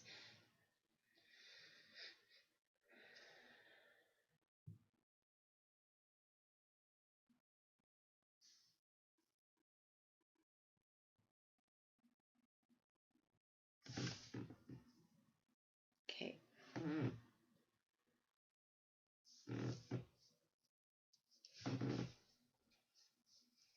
Picky pendulum. Okay, so the Eight of Swords coming up for everyone today. This is what it looks like upright for those of you interested. There's always this blindfolded woman bound. Usually her hands are not shown, and usually there's a suggestion, if you read most tarot books, that, you know, she could untie herself. This is coming up upside down right now, suggesting that there's this air of not only being trapped, but kind of like feeling like you're in free fall, right? You're not really sure what's happening. There's this frustration and this waiting. The next card in the reading is the Ace of Pentacles. The Ace of Pentacles is about new resources. It's about blessing on resources. And so based on this, because I know this is a stressful question for you, I would say that right away, I would say that either that you're not going to lose your job, or that if you do lose your job, some other major resource is going to present itself to you very quickly, that you will not be left financially struggling in this position. based on what's happening here in the reading. However, there are these other things that are happening here. The Fool is actually the next card in the reading, which is really interesting because it does talk about this new beginning. It talks about being excited about a new start. And there's always this trepidation. I love how they have it depicted by, like, she thinks she's holding a flower, but there's also a snake there with it. But again, I've said many times in the last few days, a snake can kind of go both ways. People have a tendency to focus on that type of thing, on the negative, so to speak, or on their fear. But this is more about trusting the universe. See how she's going so forward, kind of trustingly. Her smile on her face, even though she's blindfolded, she knows that there's lots coming, but she's ready for whatever is coming.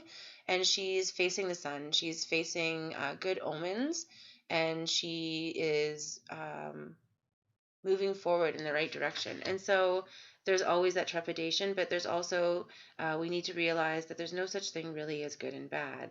They're just different parts of the same thing, and we've allowed ourselves in this crisis, right? It's interesting that several people today and yesterday have said, oh yeah, that's the card I pulled for myself. So this is, I encourage you to consider that confirmation. You are reading for yourself correctly. I am obviously picking up the same energy about you that you're picking up about yourself. And so this is just that encouragement, right? That confirmation, to not be afraid about those resources. Now, as I've been saying to everybody, we need to realize that there might be some big shifts, and that might not look the same way that it always looked. But there's this reassurance in this reading that you don't need to be afraid of it, and you need to kind of trust in the universe to bring you what's coming next. Trust with what's happening, and trust that if you keep following your intuition, people can say that you're blindfolded or not. You're not willfully. You're that confident. You can be that confident that you can walk forward with your gut. And so it's interesting because the next one here is this Five of Wands, and this is about feeling defensive. Maybe you're being optimistic and others are not liking that, or maybe you've read cards for yourself and you're saying, I think it's going to be okay. And others are combating you on that. You're having difficulty getting away from their fear mentality. And just know that that there's a balance in that too. It's difficult for those of us that are always trying to support others. Your name is Freya, so I'm just going to make some assumptions there, And this is really this card is Temperance, and this is really about balancing our emotions and balancing our energies. You see how upright this card is. They're pouring the last of what they have into someone else's cup. And that is not balance. That is not temperance. This is accepting. When you turn it this way, this is really about accepting that for yourself, filling your own cup from the abundance that the universe is trying to bring you. And don't worry about what anyone else is saying right now. Don't listen to them. Don't listen to the naysayers. It's frustrating to feel like you need to defend yourself all the time. Not all of us are in a place right now where we're with people that are supportive of our views or of our ideas. But that's not what's important. You need to fill your own cup from universal energy and not waste your energy and waste your time on speaking to those that don't understand. And so the next one is the Ace of Swords in the reading. And the Ace of Swords is about bright new ideas, about intellectual pursuits, new intellectual pursuits or new ideas that are going to benefit you in the long run. You can see that there's this need for this removal of ego. He's taking his crown off, revealing his brain. We need to be really thoughtful moving forward. This is what's happening right now. So it's all about using your intuition and trusting the universe, but removing the ego from what's happening, removing ego from the decisions that are coming, and bringing yourself that clarity, and allowing yourself to have that clarity away from the ego and away from the expectations of others, which is often where our ego stems from, and making certain that we're making the best decisions for ourselves based on our intuition and on our soul level knowledge, rather than on what the people around us are saying or what conventional wisdom tells you. So that's what this Ace of Swords is coming up with, right? Is taking that crown off, taking that ego away, in order to be able to pursue this path that's going to continue bringing you resources. I think that it's very powerful to have your own inner knowing. And I love that so many people that pull cards from themselves are coming today for a double check, coming for a new perspective. I had a friend, like my first thing this morning, first thing when I woke up, a friend, I pulled cards for myself. I want you to read them. It's all doom and gloom. And it's very exciting and wonderful to be able to see people double checking themselves. It's really interesting, especially they're talking about Venus and Gemini, and it's interesting how in loving ourselves, like I don't want to talk about having like a romantic relationship with ourselves, but Venus is so much about love, and it doesn't have to be only romantic, and it's so much about that with the Venus and Gemini, it's so much about seeing that other side and getting a fresh perspective, getting somebody else to give you an idea of like where you're needing more love or where you're needing more support, because maybe you're keeping yourself tied up, maybe you're not seeing that there's an exit, right? And so maybe there's something, maybe we don't read our own cards without bias. It's always great to get that other perspective, and I love that people are starting to explore these concepts of self-love as we're put in a position where we have to sit and think about ourselves quite a bit. And we're exploring that further during all of this craziness. So thank you very much for requesting a reading today. There's no more cards for this reading. And I love that this reading was about your job, but so much of this reading was about your intuition and about trusting yourself and leaning on yourself. And leaning on your own magic, right? And so there's so much just about that and about being able to be this thing for yourself. And so then, of course, bottom of the deck pops up, Six of Swords. Leave the ideas that are not serving you behind. You just need to leave that shit on the dock. Don't take that with you. And yeah, you just need to be done with that stuff and get rid of those ideas that are holding you back. Get rid of the ideas, the swords that other people have given you that are harming you or holding you back, weighing you down, cutting your fingers when you try to carry them, or worse. I see Amazon. I don't want to call you Zahi. Can I call you Zahi? That's easy, something that I can see. What would you like me to refer to you as? Thank you for following. Thank you, thank you, thank you. I appreciate it. Welcome to the channel.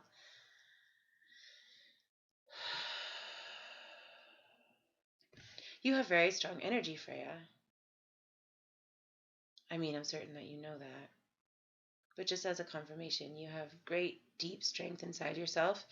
You have the strength to leave those swords behind. But it's important to bear the weight of our decisions carefully, right?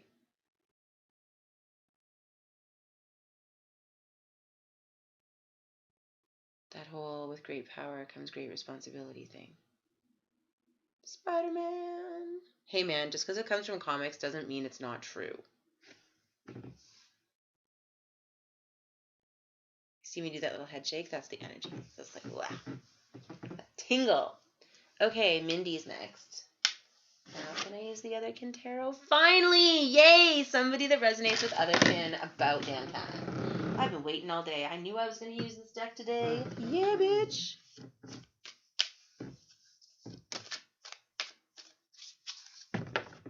What am I trying to get from the pendulum? I use the pendulum to confirm. So I guess it depends when you came in and what you're asking about, because I use a pendulum for all kinds of different things. I use the pendulum to verify the cards that I have down and make sure that I have them in the correct position, or make sure that I didn't drop one that I wasn't supposed to. I use them to channel energy and confirm with myself, or clear myself and clear my deck and clear the channel that I've been having with another person, so that I can read for somebody else and not have my energy muddled. I use pendulum for asking questions to the divine. I use a pendulum for channeling spirit. I use a pendulum for all kinds of stuff, although I haven't done that since you would have been on stream today. Oh, the swords, the swords, the swords. And so it's all different depending. I'm actually going to be offering like a pendulum like tutorial. I'm going to have kind of like a training day, like training Tuesdays or something. And it's going to be opportunity to discuss these kinds of things. And I get lots of questions about my pendulum. And so it's going to be an opportunity for you guys to try it on your own, get a pendulum of your own and walk through some stuff with me, or just watch me do it. And figure out if it's something that resonates for you or something that you're interested in doing.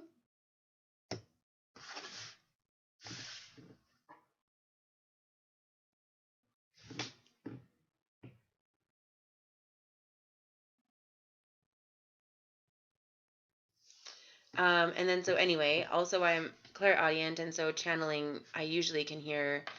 I'm usually given like verbal instruction in my head also, and so it does assist with maintaining a clear channel that way and being able to focus on one voice or one entity or one spirit.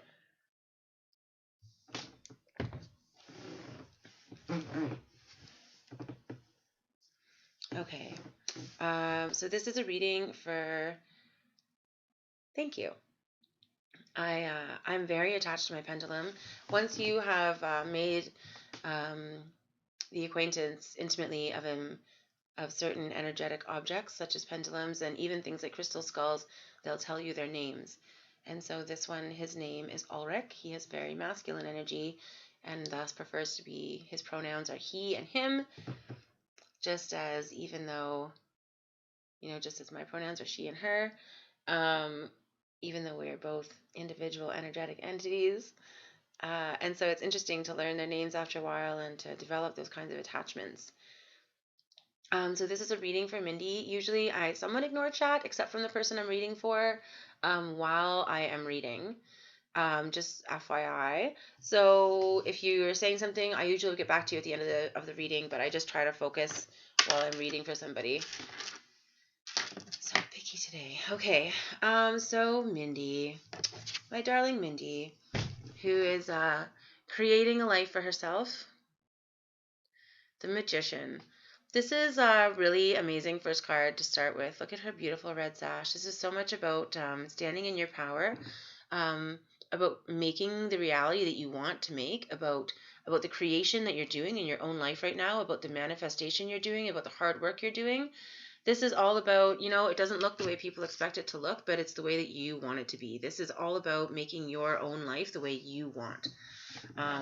And so this is the energy that's happening for you right now. The King of Swords is next, and this is great. We've been seeing a lot of swords lately. Some of us are getting the Knight of Swords, which is everything is happening very fast or too fast, whereas this is the King of Swords for you. And this is great because this is showing that you've already done the work. You have your ideas in a row. You have your priorities in a row. Other people are scrambling right now, but you are relying on the strength that you have already built up behind you. This is the King of Swords is a good recommendation, a good reminder that you need to be firm in your boundaries right now.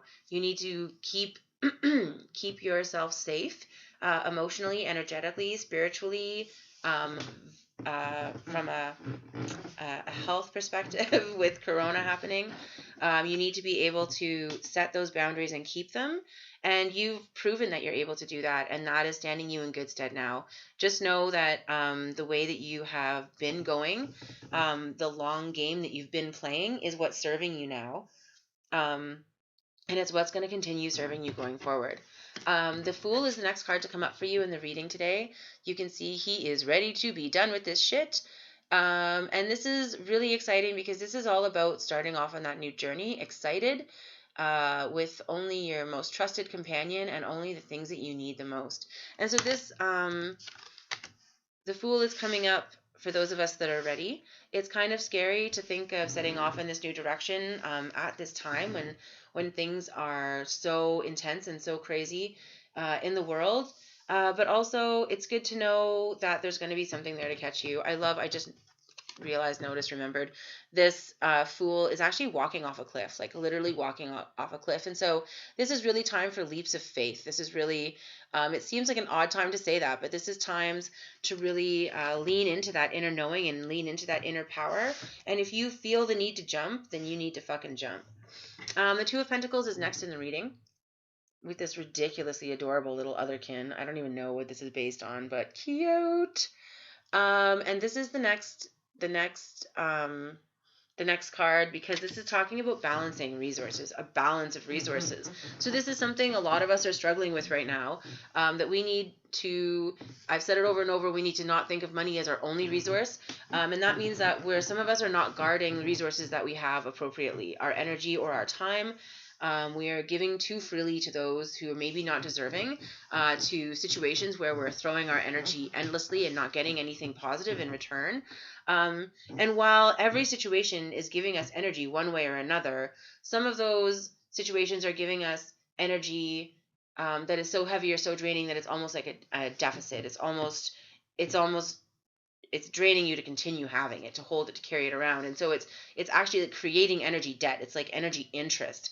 So you need to be really careful in balancing your resources and in your energetic currency. You need to be really careful to keep that balance going in order to maintain this beautiful creation that you're doing for yourself right now. And you need to be able to set those firm boundaries, as the King of Swords is indicating, as you've obviously started doing and have been doing. You need to keep those firm in order to continue finding that balance in those resources and where you're getting that balance in those resources.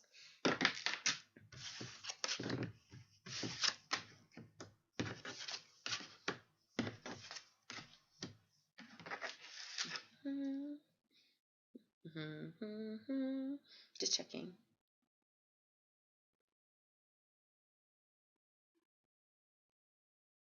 Checking. And I think there'll be 8 cards. Lots of 8s lately. Lots of 8 readings. I think it's interesting to watch how many cards come out for each person. Usually is some significant number to them, or some number that's numerologically significant to their life at the time. Oh, Mindy, this is so nice. So then the Eight of Pentacles is the next in line. And so this is talking about the foundations you've built with your resources. This is really great, actually. This is a really positive reading, because so many people are pulling the Seven of Pentacles right now. And the Seven of Pentacles is all about having neglected a resource or neglected one of your skills or one of your talents. Whereas the Eight of Pentacles is all about being ready to develop the foundation on your skills. You've not been neglecting your skills. You've not been neglecting your talents. And now, because of all the hard work that you've put in, you are able to build a much more supportive and stable foundation for yourself, as the tower is happening for everybody in the world right now. You already have done the hard work. You've already got your tool belt, and you're already getting your bricks ready. So you're in a much better position than some, and that's something good to know. Right now, especially, it's a reassuring reading. And so here's the Queen of Wands, this sassy little bitch right here. And the Queen of Wands is really about a woman that can stand in her power, standing in the power of her life path. And so each of us is here to fulfill a certain purpose, to learn certain things, but also each of us is here to provide a certain thing to the world with our own natural abilities. And so this is really a woman that's been standing in her power, a woman that's walking her path.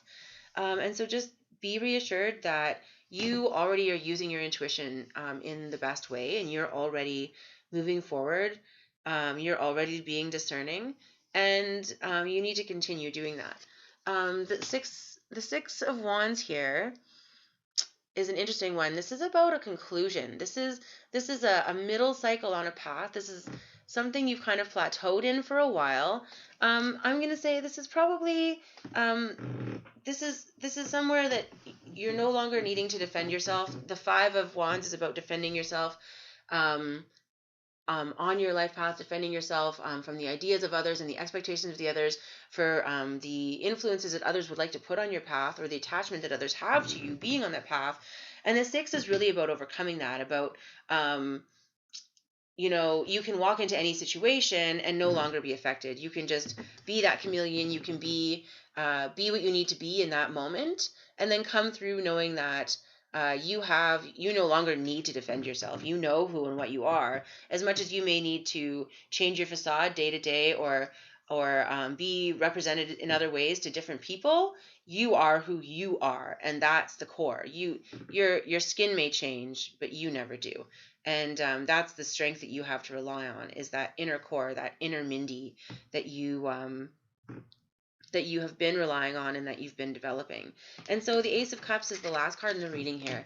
This is really beautiful. This Ace of Cups is about this beautiful new emotional cycle, about good emotions coming, positive energy coming from, and positive emotions coming from beautiful places. I love how they've included the other elements here. It's not just about emotion. It's about that fire and that passion. It's about being able to see how that's coming from like a grounded place. You see how it's coming, the literally fire out of the ground and feeding into this emotion. So this is all about your passion feeding new, like promising emotional situations, or happy, positive emotions, and ends of negative cycles, and opportunity to start this next cycle in a much more optimistic and loving way, self-loving. So you can be kinder to yourself. Okay, apparently there's more cards.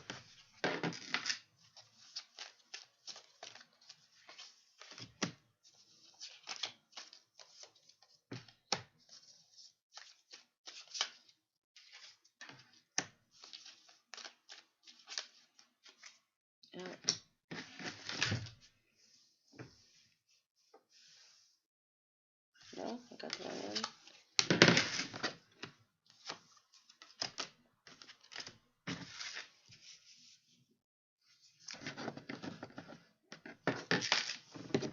Oh my goodness. Oh, good. Okay.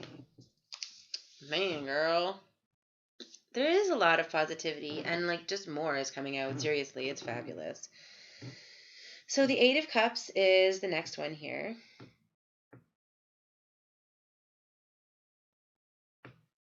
Sorry. Now, it's interesting because the 8 of Cups is like a little bit melancholy. There's this kind of abundance and this foundation. But there's also this kind of air of like, I'll show you the card in a sec up close, but it's this kind of air of sadness.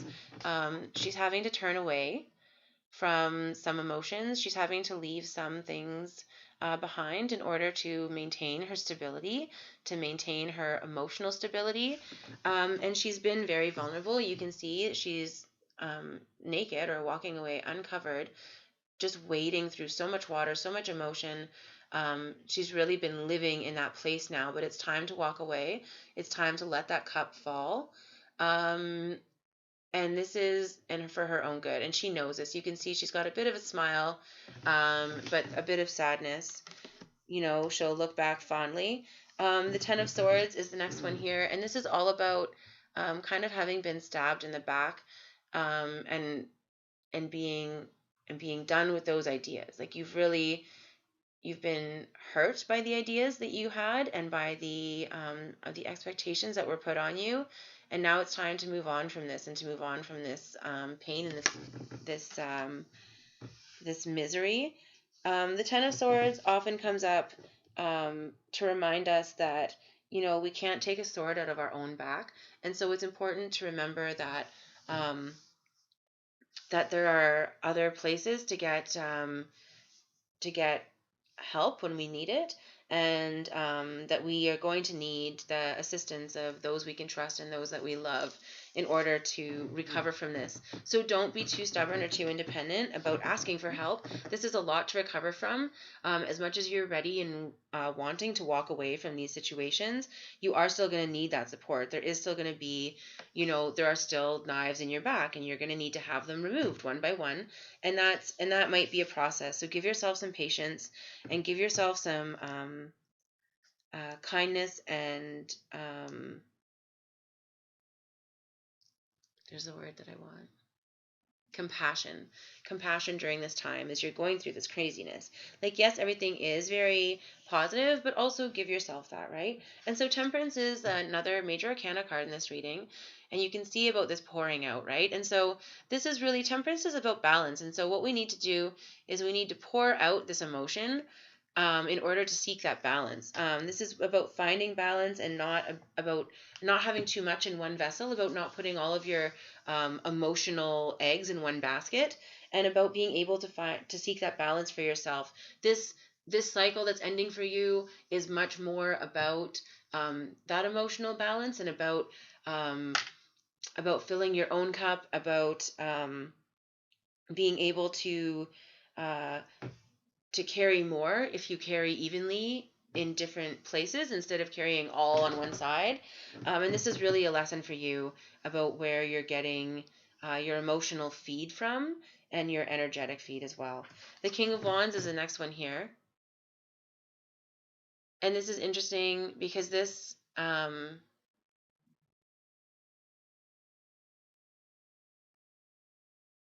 she doesn't want to hear this, but this is about a man. I don't believe this is a new man. I mean, I do believe this is a new man. I don't believe this is an existing man. And I don't believe it's going to be soon or fast. So don't panic. But there is this this waiting, this prowling, this there is don't fall for the fools, the king is coming. And as much as it's great to have good company sometimes, recognize fools for what they are and recognize kings for what they are. This man that's coming will be very spiritually minded. The King of Wands could only be a partner who's on the same level with you, mentally, emotionally, and spiritually. And just know that he'll be very supportive of your independence and also of the magic in your life. In ways that you can't really expect or understand right now, and that you're going to slap me when this actually happens because you're actually my friend in real life and I'm going to get my ass kicked. But I'm going to get to tell you I told you so again. And I'm going to tell you right now that what you really need to be careful about is what you're telling the universe you will accept. You are manifesting this connection, whether you realize it in every moment or not. And so you need to be really firm and strong in your boundaries, and you need to be really discovering for yourself what it is you are wanting in a partner, because there's a partner coming for you. So you better make sure it's the right one. And the last card in the reading, my love, is the Sun. The Sun, and look at this ridiculously adorable bunny rabbit right before Easter, sunflower, beautiful card. And it's amazing. And this is all about the positivity and the hope and the beauty that's happening right now for you, and that's going to continue happening for you. I know it's a bleak world right now, but we each need to focus on our own path. And right now, this is what's happening for you. And it's okay to accept that. It's okay to relish it a little bit. It's okay to enjoy it. It's okay to sleep in your jammies. It's okay to revel in the present. And that's perfectly acceptable. Take those moments in the sun if you can, literally or figuratively, and give yourself that space. Give yourself the space to be in the sunshine and to allow that into your life. It's already coming for you, but like I said, just, if you open the blinds, it'll come that much faster.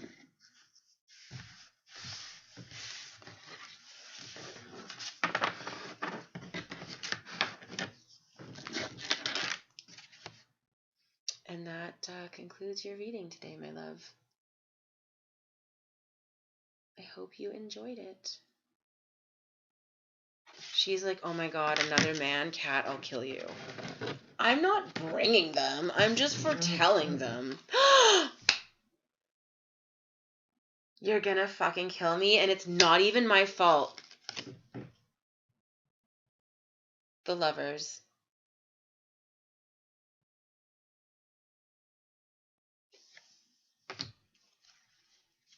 Guys, she's gonna smack me. I'm gonna get smacked. I'm gonna get smacked hard. She gonna kill me.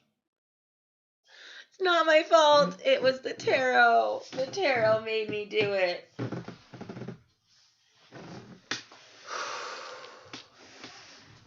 Whew.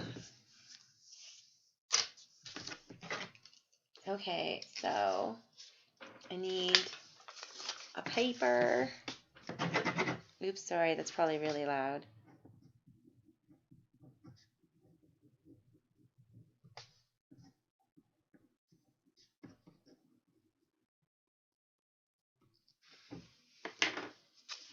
I know, Mindy's like, yeah, that was great. Oh, you bitch.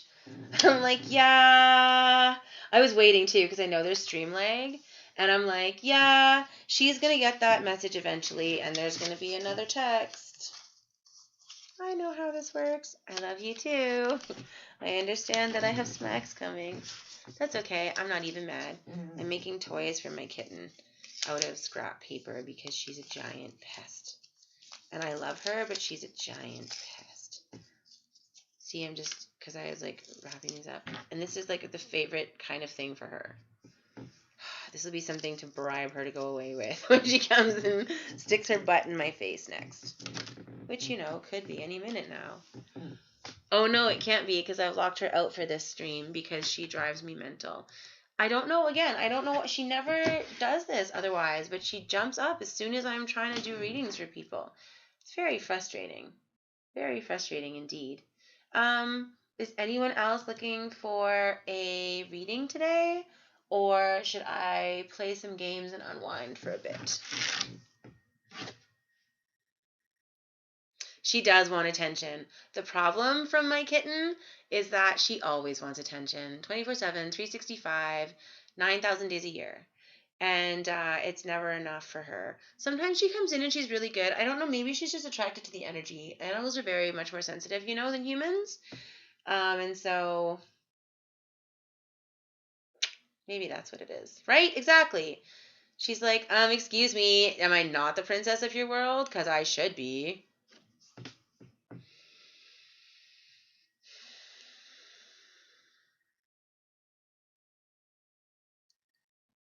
I think that I will play some games for a while. I really wanted to play, this sounds really weird, and I don't think I can, because I don't think I have a controller anymore. I'm like looking around, like I would know where that was. But I was totally jonesing for Choice Chamber the other day. I don't know if you guys know what that is. When I was streaming gaming, it had just come out, or just recently come out, when I was kind of winding up my streaming, and it's just a super hilarious jumping puzzle. I really enjoyed it. So, I don't know. I was jonesing for that, but I don't think I have. It's so dry here. I don't think I have a video game controller. It might be fun to play Death and Taxes again. There was something that was introduced yesterday by one of the viewers, and there's just a demo. Super hilarious. Borderlands, Fallout, Choice Chamber, Cook Serve Delicious. Oh my god, Cook Serve Delicious is also super fun.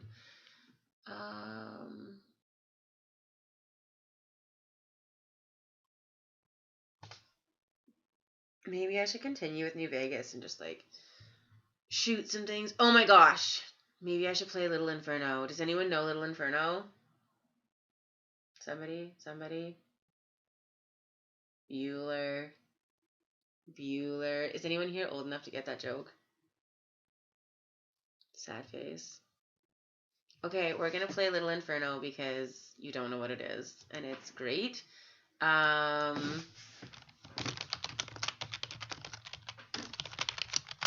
And I love it extremely.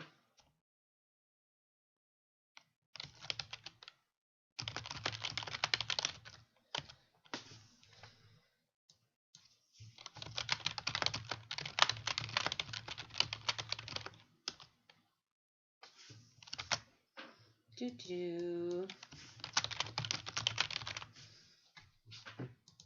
wonder how many people stream this.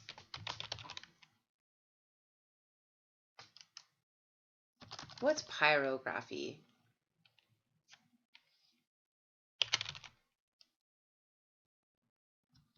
I don't know. Okay, let's see. We're gonna do this and this, and why are there... I don't want that. Go away. I don't League of Legends. Let's see. If I can... Oops. 1 second, please. You can hear my kitten. Now that I'm not, here, just 1 second. Now that I'm not streaming, I'll let her come in. Hey, littlest. Little fuzzy.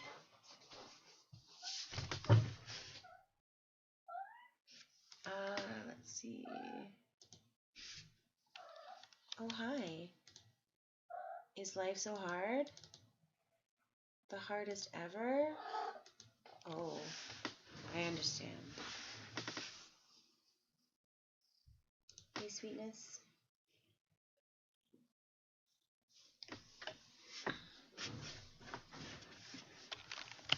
Okay. Can you guys see the game, or is it not working? See, every time I try to do this, it doesn't work. I have to do it fresh every time. Hey. Oh, yes, you see? See, I made her this, and then she's like, what is that? It's for you, look.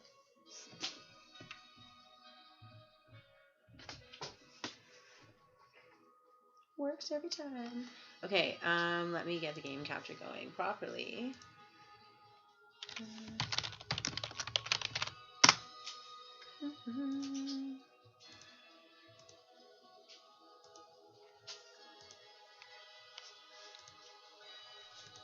Is it working? Oh no, I pushed the wrong button. That's super irritating. Why do I feel like it's not working for you guys?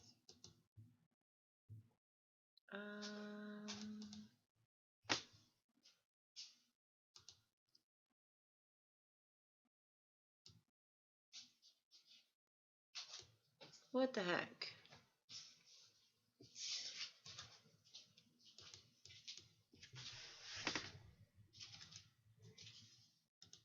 Let's see if I can get it working. Is it working? No, it's not working. So frustrating. It's kind of an odd game. It's like an app game. More like it was originally for like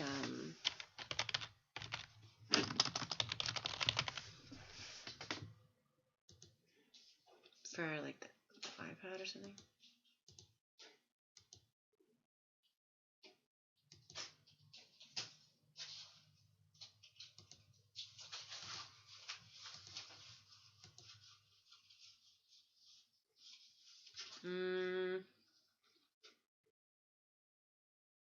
I feel like it's not gonna work, which is uber disappointing.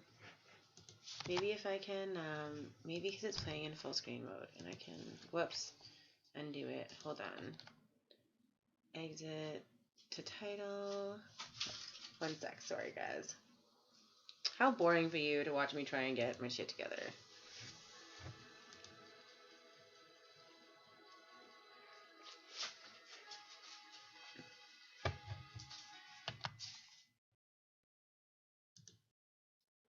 But when you exit to title, there's no option for settings.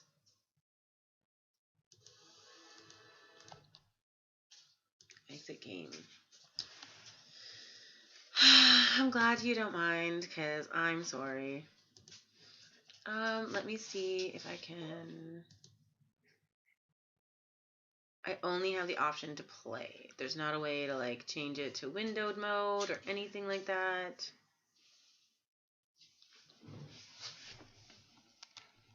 Frustration. I has it. My kitten's ridiculous. I wish I had like 1/10 of her energy. You know what I mean? She just never stops. Okay, maybe. Is there settings? There's no settings at all. So I think I'm kind of SOL with this game. Which is still disappointing because it's so fun.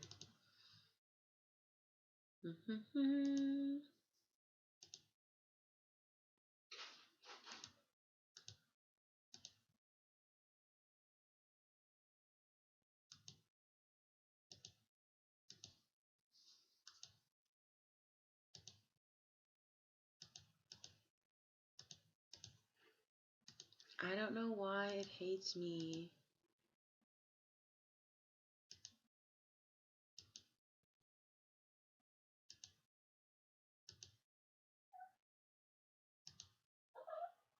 Damn, guys, I'm so sad right now.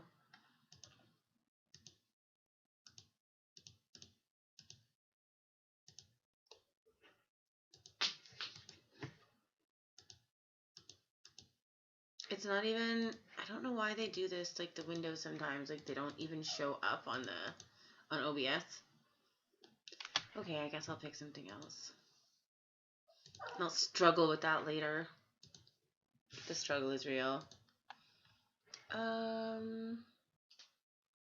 Don't claw me, you little brat. What do you want?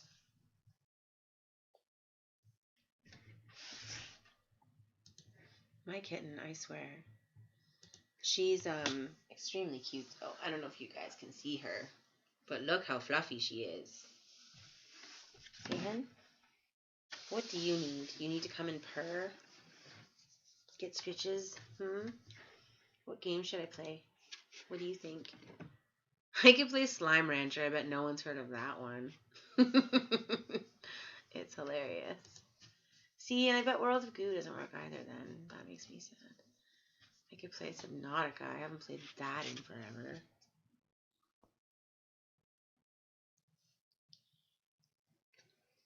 Please don't put your tail in my face. I don't like it. You've seen Slime Ranch? That's amazing. I can't believe someone actually knows what we're talking about, or what I'm talking about. And I haven't played it in years. I wasn't sure if they're still maintaining the game or what. Excuse me.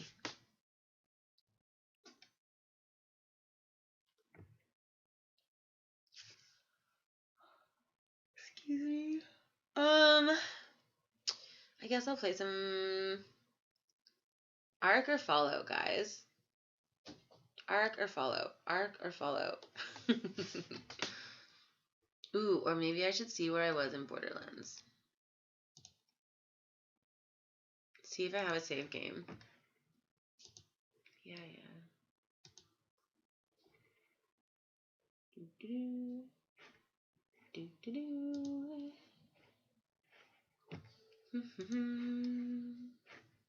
Waiting for it to load.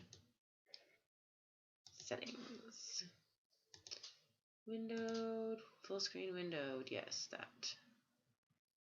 Apply. Thank you. Play.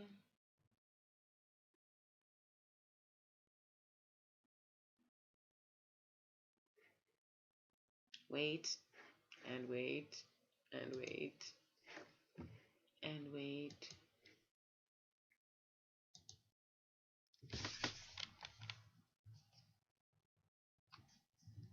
And wait some more. Oh, my poor computer. It's getting old, just like me.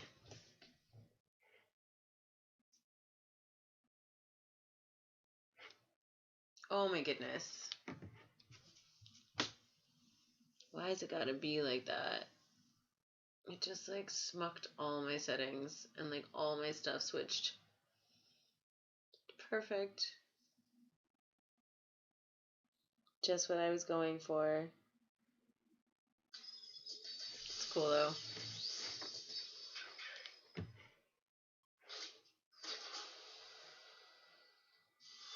Is this game really that old now that it needs to act like this? I feel like it's not. I feel like it's lying. And it's supposed to be windowed, so why can't I get my mouse out of it?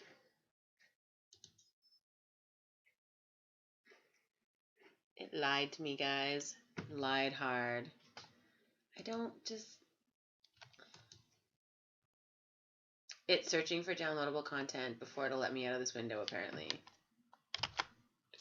Perfect. Okay, let's see if I can actually get it on the friggin' screen. Game capture.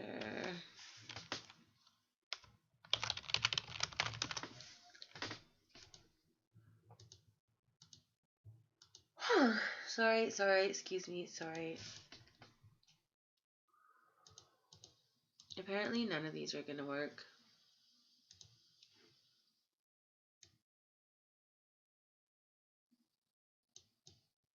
I feel like it's not playing correctly. Let me see what's wrong with my settings. One sec. I must have done something wrong.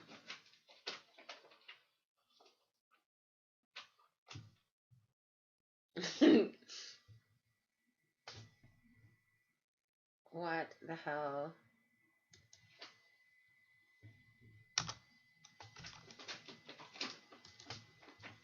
This is definitely...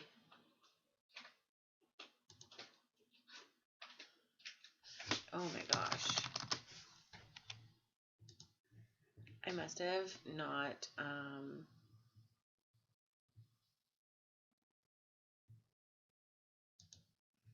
whatchamacallit? Like, I don't have the right settings at all. It's terrible. One sec. I never understand why it does that, where they assume that you have, like, the worst computer in the whole world ever. Resolution. Oh my god. Like, no friggin' wonder, guys. Just apply changes. Oh my god. Just waiting for it to crash my computer. No bigs.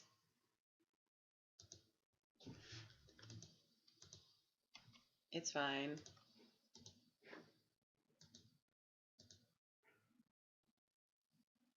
It might have actually crashed my computer. So helpful and useful. See, I ran into this, the gaming part of things. When I'm streaming everything else, it's fine. When I game, it's like, meh, do you really need to be doing this right now? Turns out I do.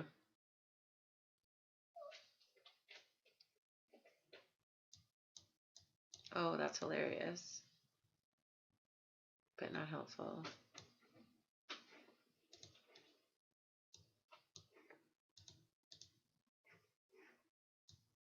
I am so annoyed right now. Because the thing that's going wrong is preventing me from fixing it. Okay, let's try...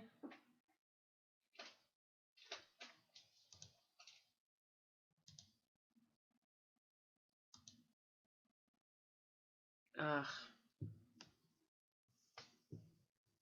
Such issues.